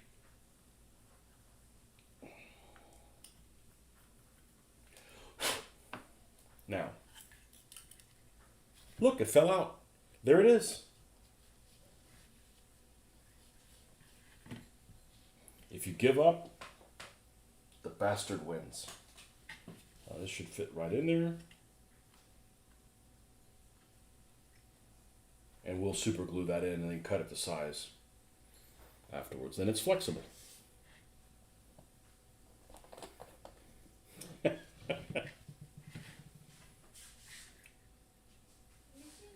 You know, it's an old kit. Okay, so now they actually had two other Panthers there that I would have picked up had I not known better. And they're both really good kits. Both of them by Revell. One of them is the D/A, and one of them is, I believe it was an A. I don't remember if it was a D or an A. No, I think one of them was an A, one was a D/A, and I believe they were both Revell, and both with separate link tracks. Which, you know, once you get that down, I'm like, the Revell Panzer 4H is beautiful, and but both of those vehicles, I mean, if I made a cursed D, it wouldn't be the issue. But both of those vehicles are going to have Zimmerit on them. You know, if I made an A, which is what I would have wanted, I would have wanted both of them to be A's. I'm going to have to make my own Zimmerit on it. I'm like, because every A had Zimmerit on it. They came out of the factory when they started making the A's. They were all having factory applied Zimmerit to them automatically. So every A you should have Zimmerit. And I actually have an A that doesn't have Zimmerit on it, but I got it a long time ago, and I just decided to grandfather it in. But and it's also not plastic; it's made of resin. So that would, now I gotta add a coating to it. Like, I don't want to get involved in that. Okay, so we have some tools that we need to put on here. Let's go ahead and put the turret on here just for location. Yeah, I mean, this thing could have a lot more detail than it does, but it'll be fine, you know. It'll be fine for what it is. 7 people watching. All right. Welcome, folks. Happy Monday. It's Monday now. It's happy now.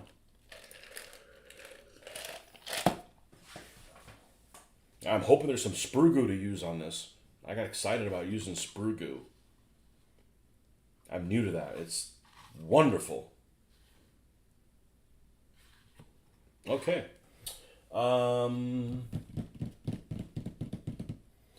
Really, this thing doesn't have any of those dangly things, the tow hooks. Well, I'm certainly not gonna. I guess I could make them. Well, then you start getting crazy. We'll see. We'll see. We'll see how we're feeling.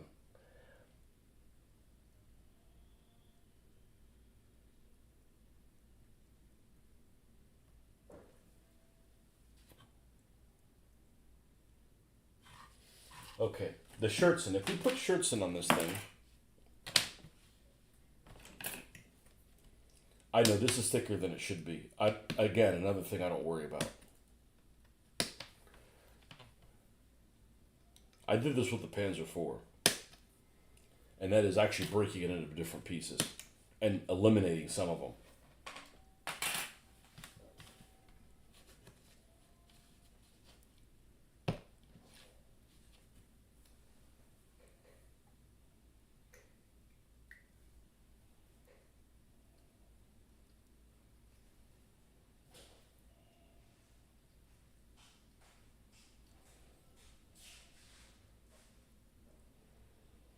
And I'm never going back to 1/35th scale models.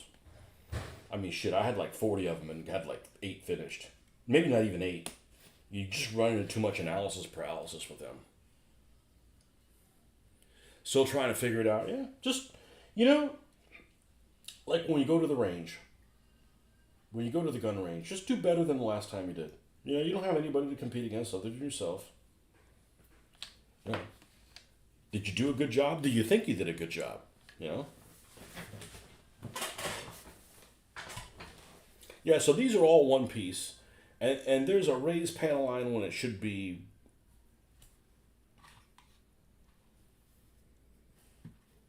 Actually, let me see if I got. What extra parts do you have from Plastic Soldier Company? Get ready to get excited. Try to keep your pants on. I don't throw anything away. It could be of value. Well, I have my German sprue extras. And some companies just give you way too much extras.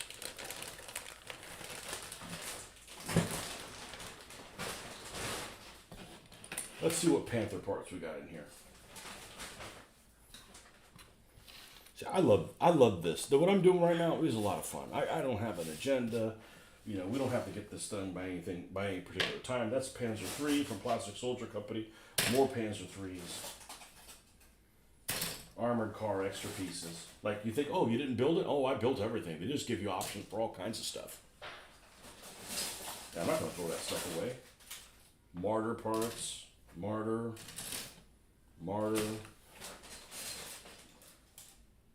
Panzer 3 armored cars.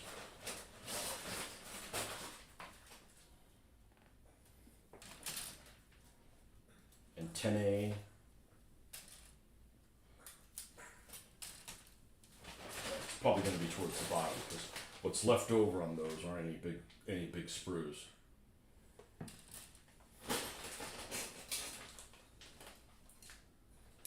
You know, these are the schleppers that come with the mortar, with the Carl mortar.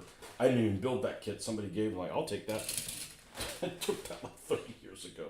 Here we go. Here's the shirts in from Plastic Soldier Company. I might put those on instead. Mix it up. Extra tracks, Panzer 3s, Gun Crew. None of this is Panther stuff.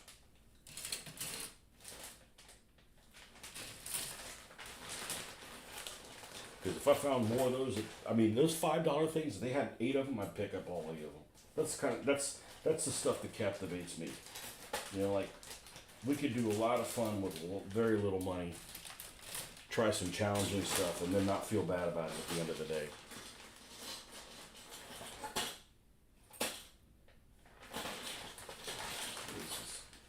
What is left in here? This is just pieces, parts. I guess my Panther stuff isn't there. All right, other than this one. Okay.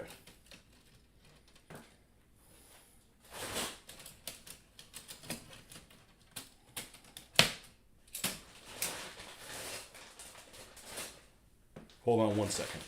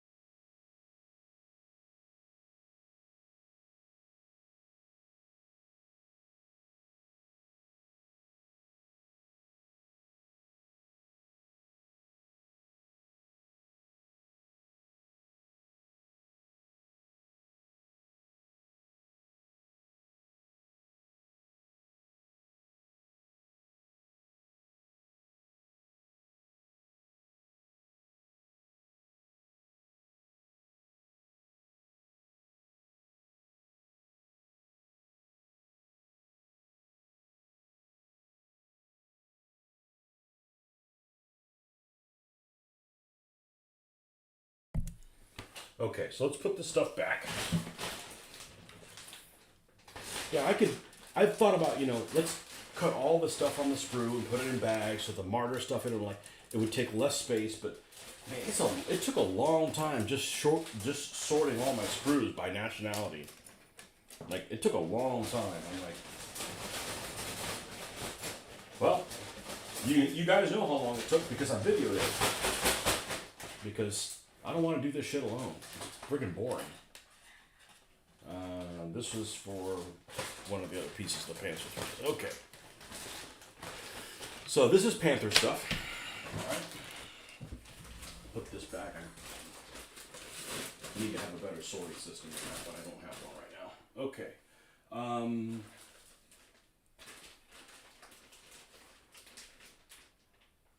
Yeah, look, that half track's gonna get built. I'm gonna go ahead and put all these books away because that's what gets me into trouble. I end up having a mess on my hands, and it's because I got everything organized, and then when it's time to pull things out, I just like take the path of least resistance. All right, I've got. Why isn't this in the Soviet stuff? See, that should be there. The extra pieces are not there. Are they here? What do we got here?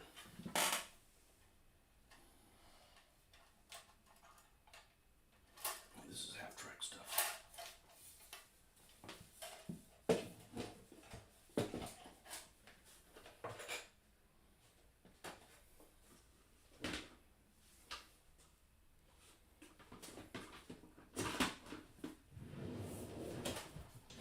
Well, that means it's got to be in the bottom one.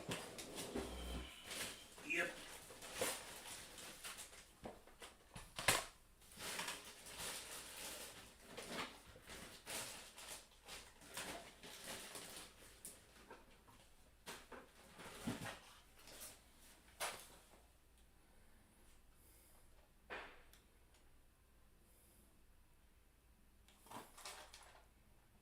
Nope.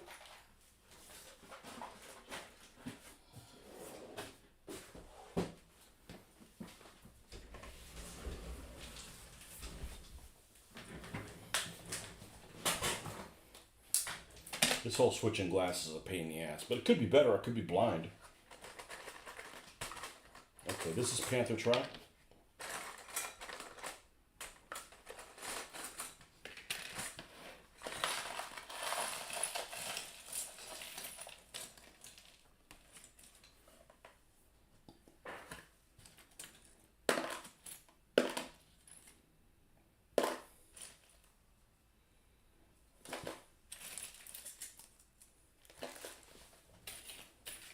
Panther track looks like no other track. It's like no other tracks that I have.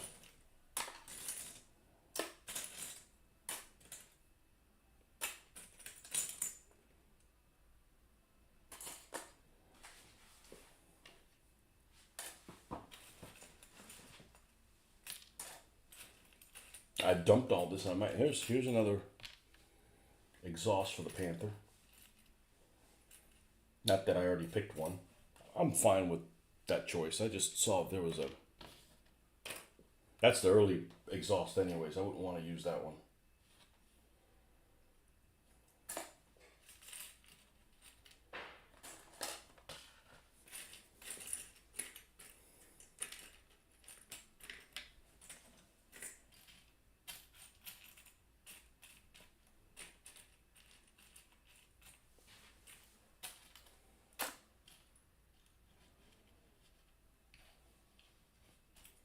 Okay, here's an AAMG.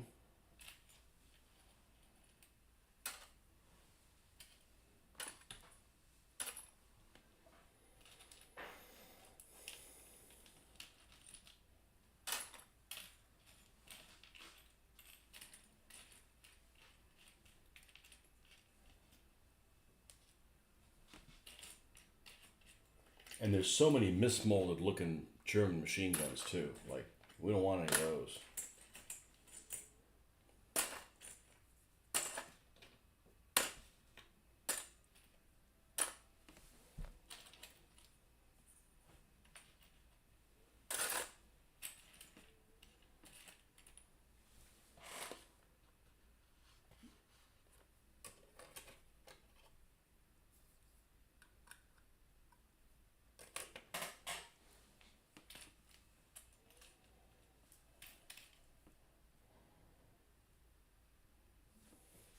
That may be it.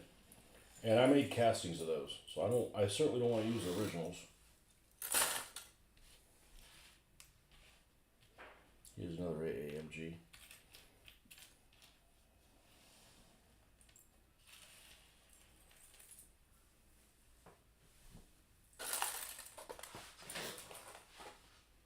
Here's another one.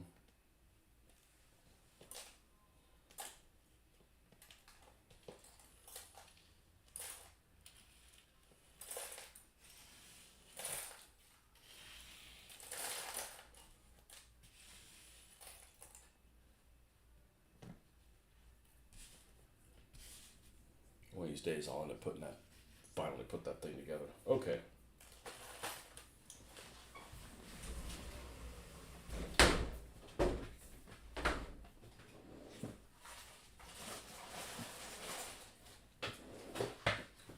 And the last stop is, I'll leave that.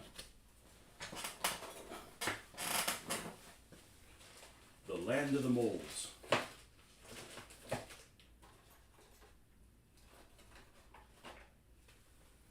Assuming I didn't melt them down.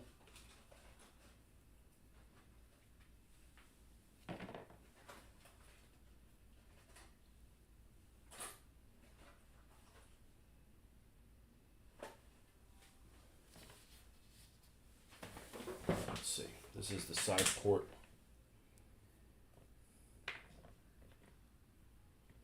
This is the top hatch of the T-34. This is the back of the Sherman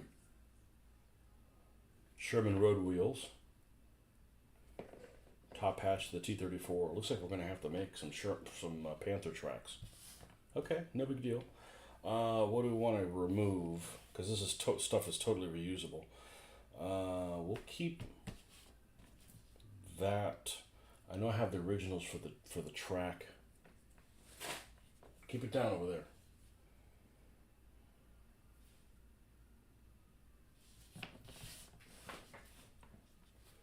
What the hell is this? Oh, these are extra tracks for the Czech 38. Yeah.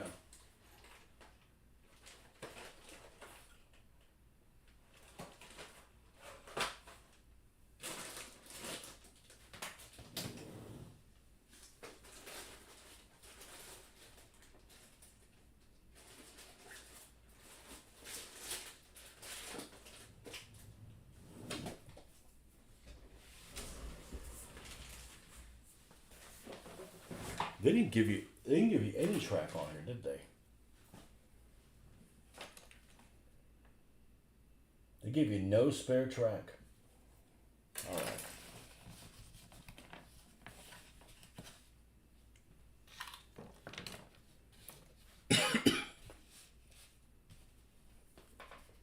Oh, let's stay out here. Well, we'll put it away when we're done with it. All right, the tools.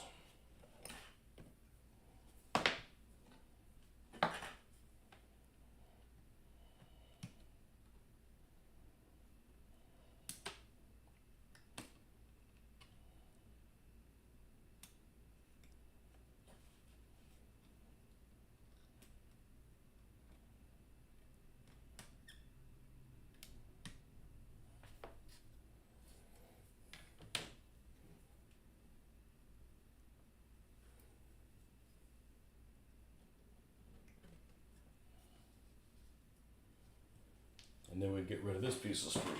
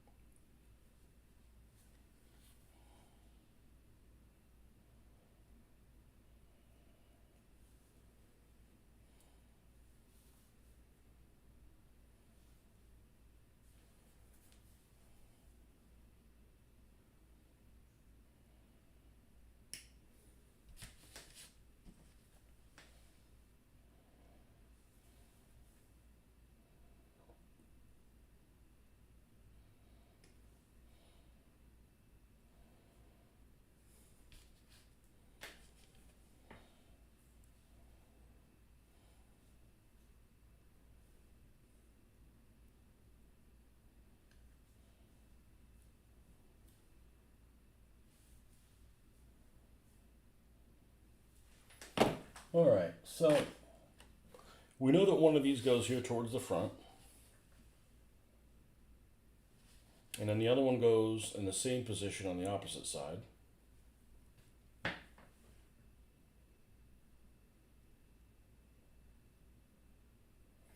Oh, and this one goes in the middle, okay, of that side. What about the box? What about the ubiquitous box?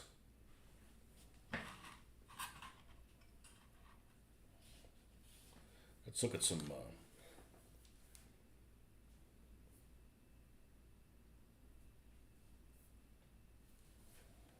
Okay, this has.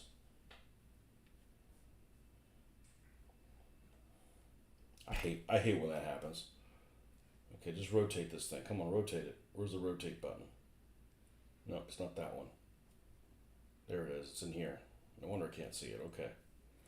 Okay, so things that are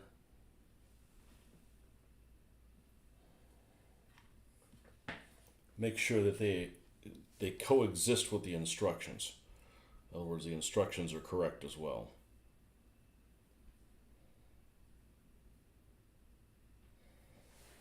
Okay, and there's no, of course, markings for where these things go.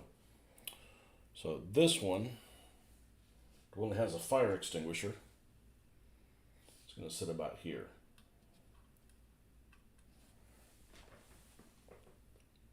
And that little loop-de-loop, I'm actually going to push it back a little bit, as I want to have enough space to put the little German cross. That's the only thing I hate about the Panthers, where they put the little German crosses. Now, I decided to put this one on the turret because I saw an example of it being on the turret, but that's an unusual place for the Balkenkreuz to be.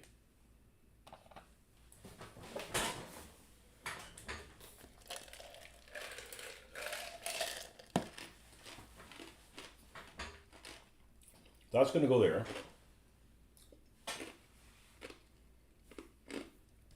And then we have this little box with a bracket. This is the little block that gets put on the ground and the jack sits on top of, so it doesn't sink all the way to the ground. It's normally made of wood. I bet sometimes it got spray painted over it. I always paint mine wood color. It's an opportunity to add something of interest. If you make it painted exactly the same color as everything else, it just blends into everything. So then this will go over here at some point. And you can put actually a little piece of stickum and put it there just to make sure how everything looks. Okay, and then this toolbar of stuff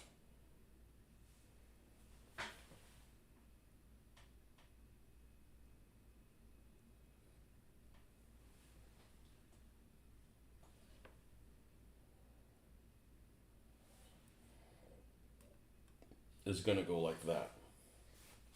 And then we can put some spare tracks back here, which it doesn't show.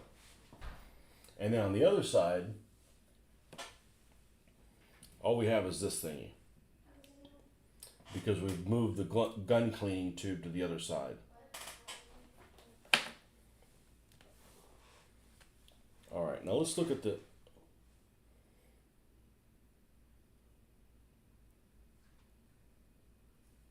other pictures that we took.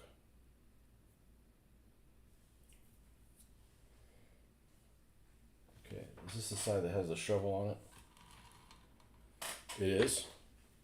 And there's nothing shown on the side here until you get to the spare tracks back here. Okay.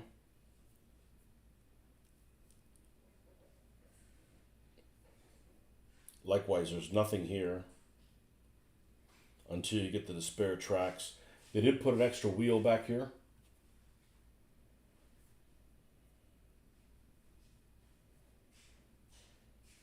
Nothing on that side, but this one does have the gun tube on it.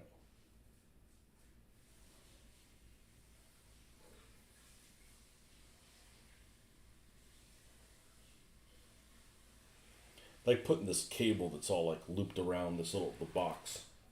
That's a frequent occurrence. Okay, I think we're ready to glue this stuff down.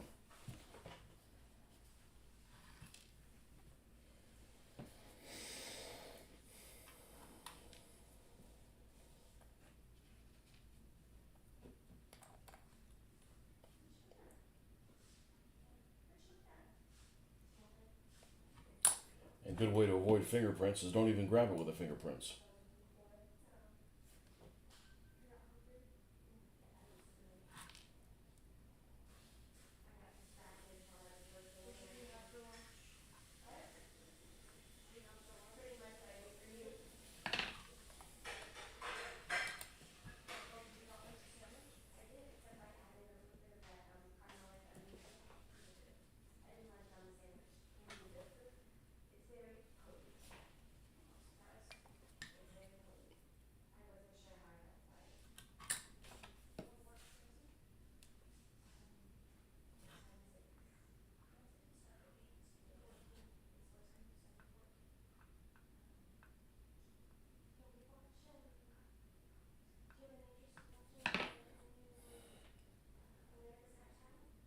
Get out Wendy the welder. And then this one goes right behind it.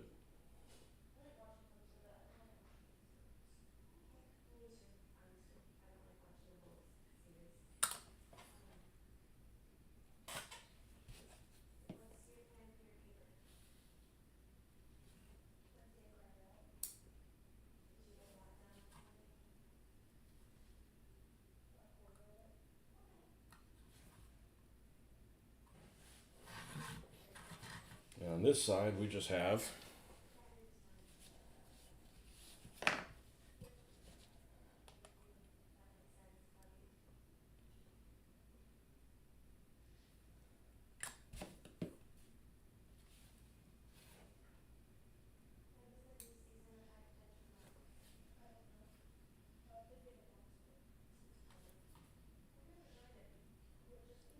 that like so. Now, if we wanted to use these, to give you like literally one peg to hold these in position. What about these? These are actually have a dash in them. In other words, they're sunken where they're supposed to be. Let's pull one of these out and see what we're looking at.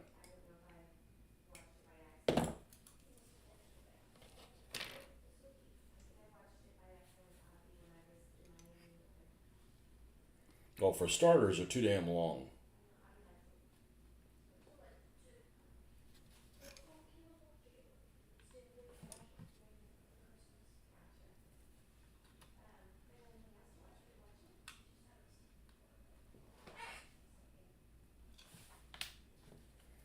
I think if I'm going to use them, I'm going to use the one it comes with.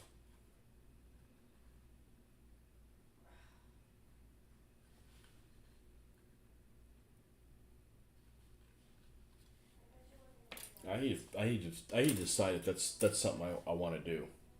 Now, I swear I had these more of that stuff.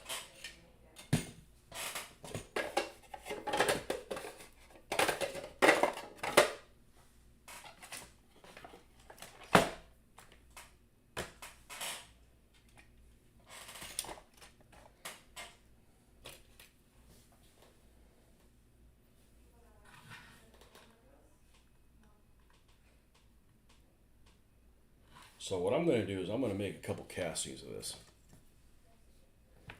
So I don't want to spend. It should be in here, but it's not.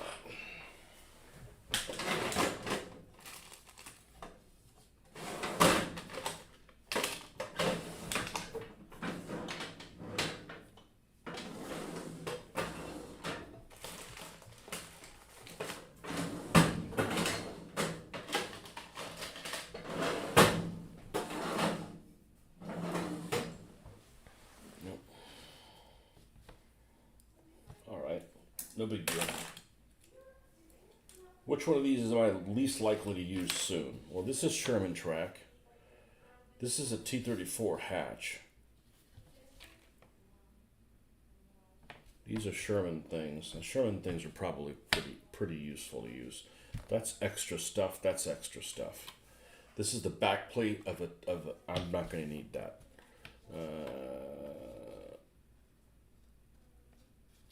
I could probably reuse these. This is Sherman track. That's useful. Can never have too much Sherman track.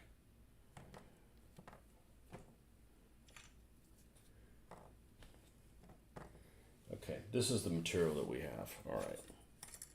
I don't mind confiscating. So what we're going to do is we're going to boil some hot water, and I'll be right back.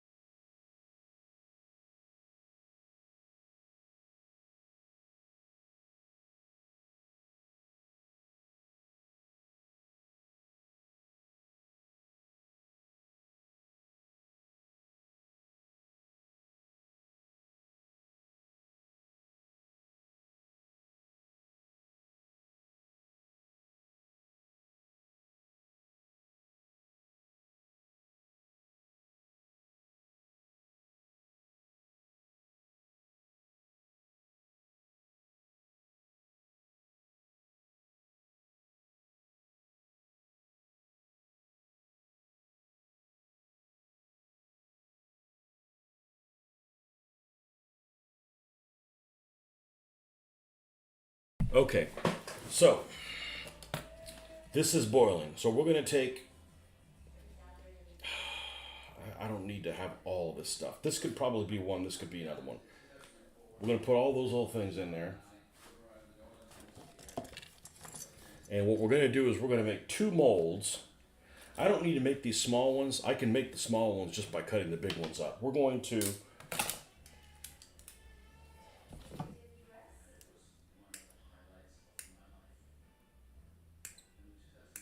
and sometimes you make one and it doesn't come out great. So having a couple options. You know what? I'm going to do I am going to do the little ones as well.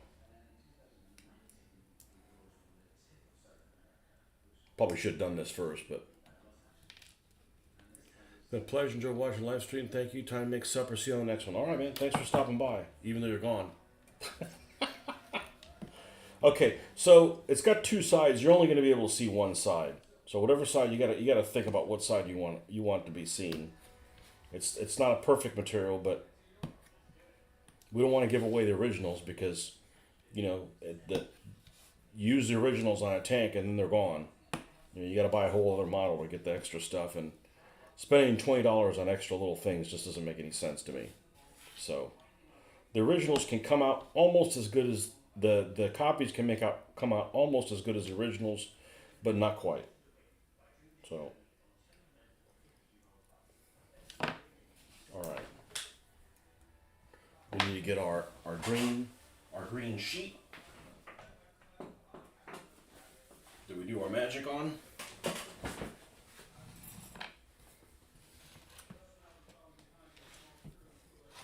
Okay, we got our pieces cut up. We're going to make our molds out of.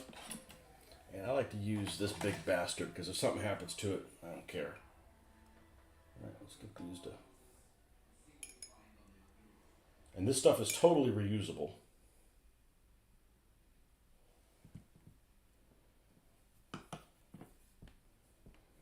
And it's almost like wax.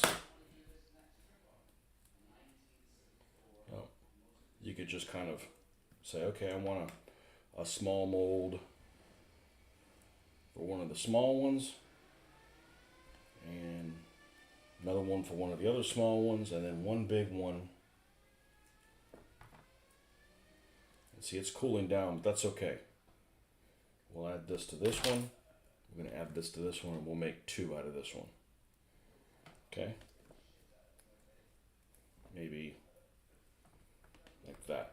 And we'll drop these little guys in. Hopefully they don't touch. If they do, we just gotta split them up again. It's not a big deal. This is almost as much fun as playing with earwax. What? What'd you say? I'm just saying that this stuff is very user friendly. Okay? Just warm it up again. This is one of the little ones. No, this is one of the little ones. This is one of the little ones. This is a big one. All right.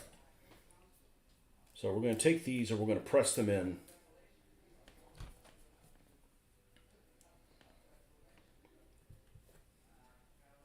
And this is the side we want to replicate, so we're going to put this side down. And ideally, we'd like to put them even.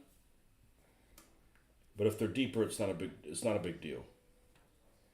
Okay? And then we're going to do the same thing with this one.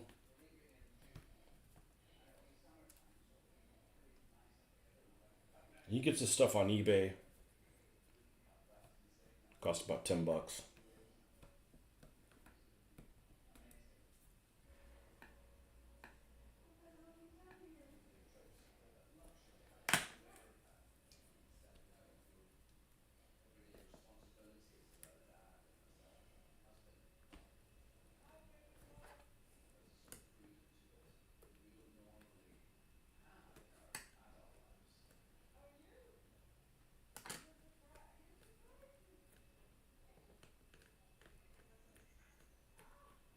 I want to go over the sides and get those teeth. And then do the same thing with this one. This is called Hino de Washi Oyumaru. I think it's a name brand. And the cool thing is this reusable. If this wasn't reusable, I wouldn't think it was that great.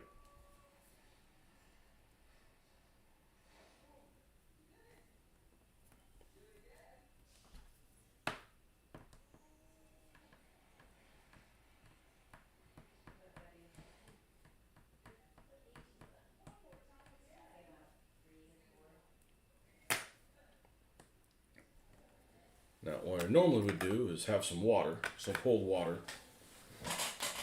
Be right back.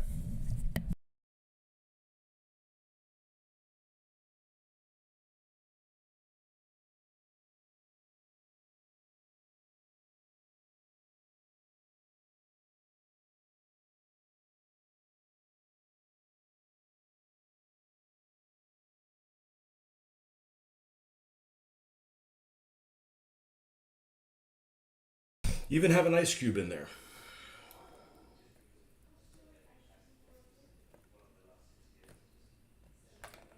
Now, you don't know how well this is going to turn out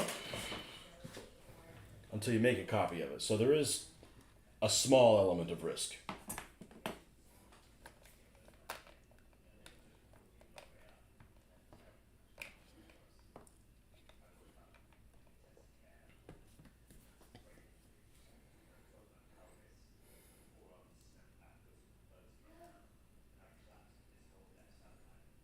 And just like that, you have a mold.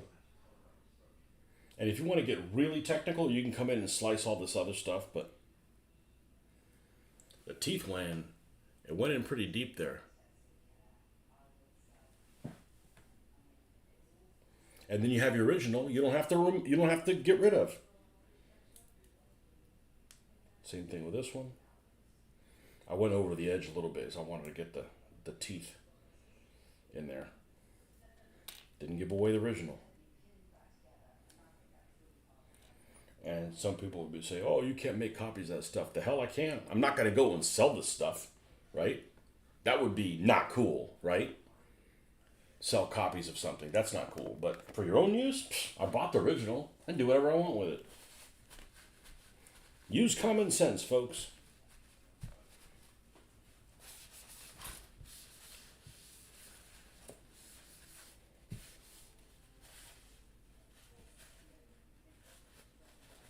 I'll move this over here where it can cool down.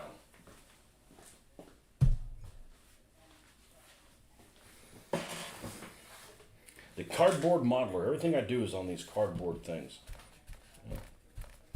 Or chipboard, I think is what it's called. I don't know. Stuff's great. You can buy it too. I've never had to, fortunately. I don't know if this one's gonna mold okay, but so now what I really don't like to do, let's make up some green stuff. I'm not a green stuff. I don't actually enjoy doing this. I'm going to make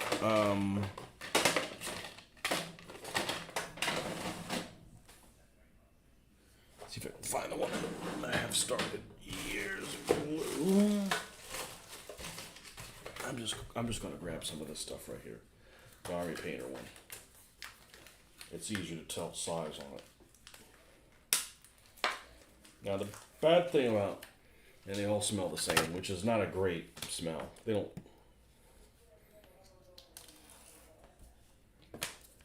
The only bad thing is this, where these two things touch, ends up kind of healing a little bit. So they actually tell you, hey, when you do that, make sure you cut out the middle. I don't really do that right off the bat. We'll find out how old this set is. All right, and let's see, we want about that much for those two, and then about that much for that, and then about that much. So maybe, let me go here. I tend to make too much. And I don't know why it's split. Like there's that much blue with that much yellow. I'm going to just roll with it. And I'm going to assume there must be some reason that they did it that way. Wet your fingers and start kneading. And if I find any pieces that are hard, which would be the part where the blue and the yellow are already touching, I'll remove that.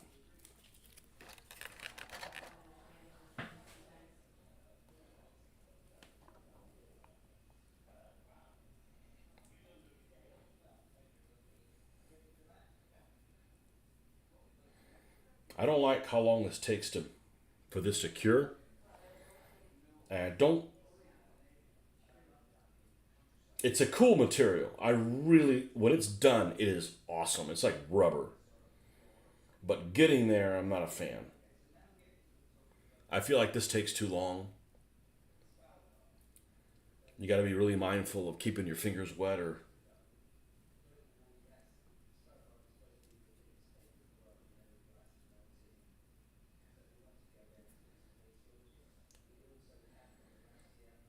and we'll find out if the mixture's all right, considering it's more yellow than it is blue. For some reason, that's how they all are.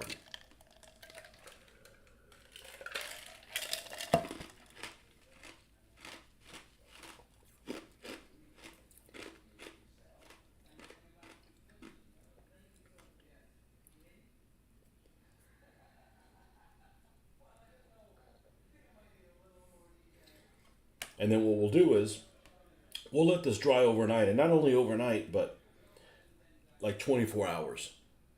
Because pulling it out, you sometimes have to flex it a little bit. I'd hate for it to be like a really good looking mold, and then like you botched it because you were in a hurry. I don't think this has any hard parts in it. That's kind of cool. Maybe there is one right here, which really isn't an issue as long as it's towards the top.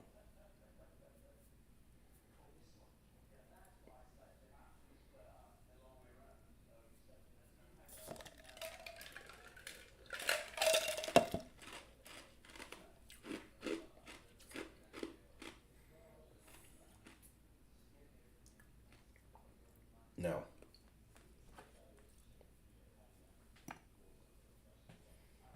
there's a couple things I don't claim to be an expert on, and this is one of them, okay? I'm not super proud of my green stuff making skills, but I do okay. I've been able to do some things that work all right. Those are for that, and then we'll split. See, this is the hard part here in the middle.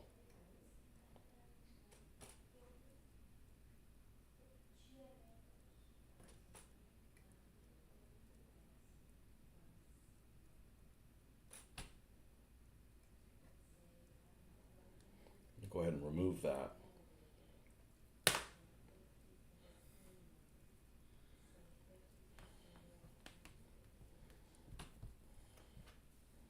Split this in half. Let's roll this into a little ball.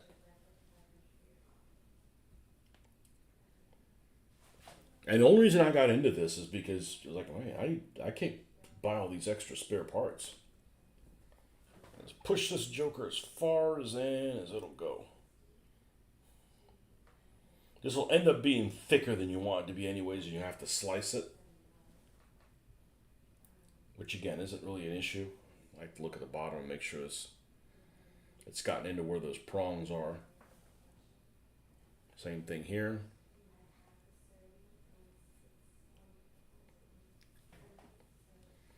And then we'll stop for the evening when we're done with this. I appreciate you guys hanging out with me. This thing's going to have plenty of track. And if I had an extra road wheel, I can do the same thing. I can make extra road wheels and then put them on the side.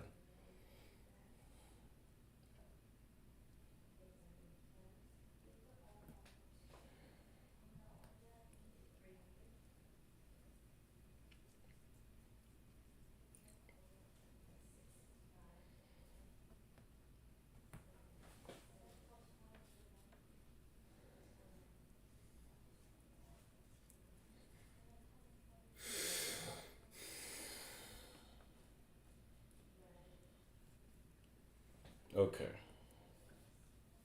Which fingers?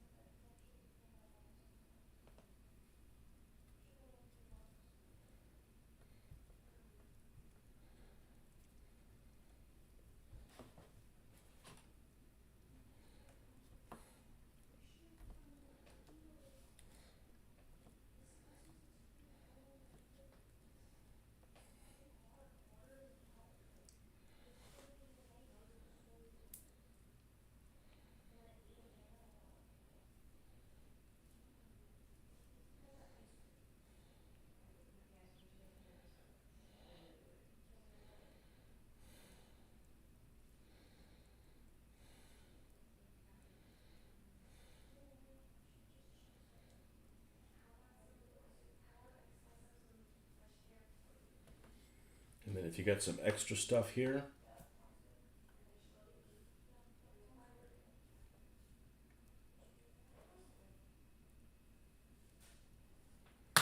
like if there's somewhere I really want to push hard on this, like here, like maybe it didn't go in the prongs, I'll put some extra of this stuff right across from it.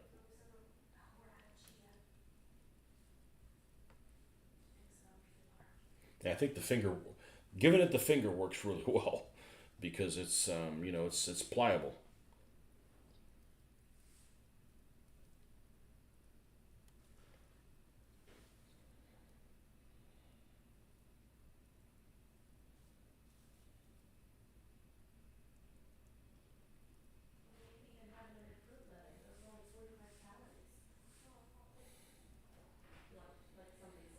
Okay. So then we'll let this dry for about 24 hours, and then we'll pop it up and see what we got. And if it doesn't come out well, then I can make another casting of the, you don't want to give away the originals. You don't want to give away the originals. So, and it's a matter of waiting. So, as long as you're not really in a time crunch of when you need to get something done by, you know, it's not bad. All right, folks.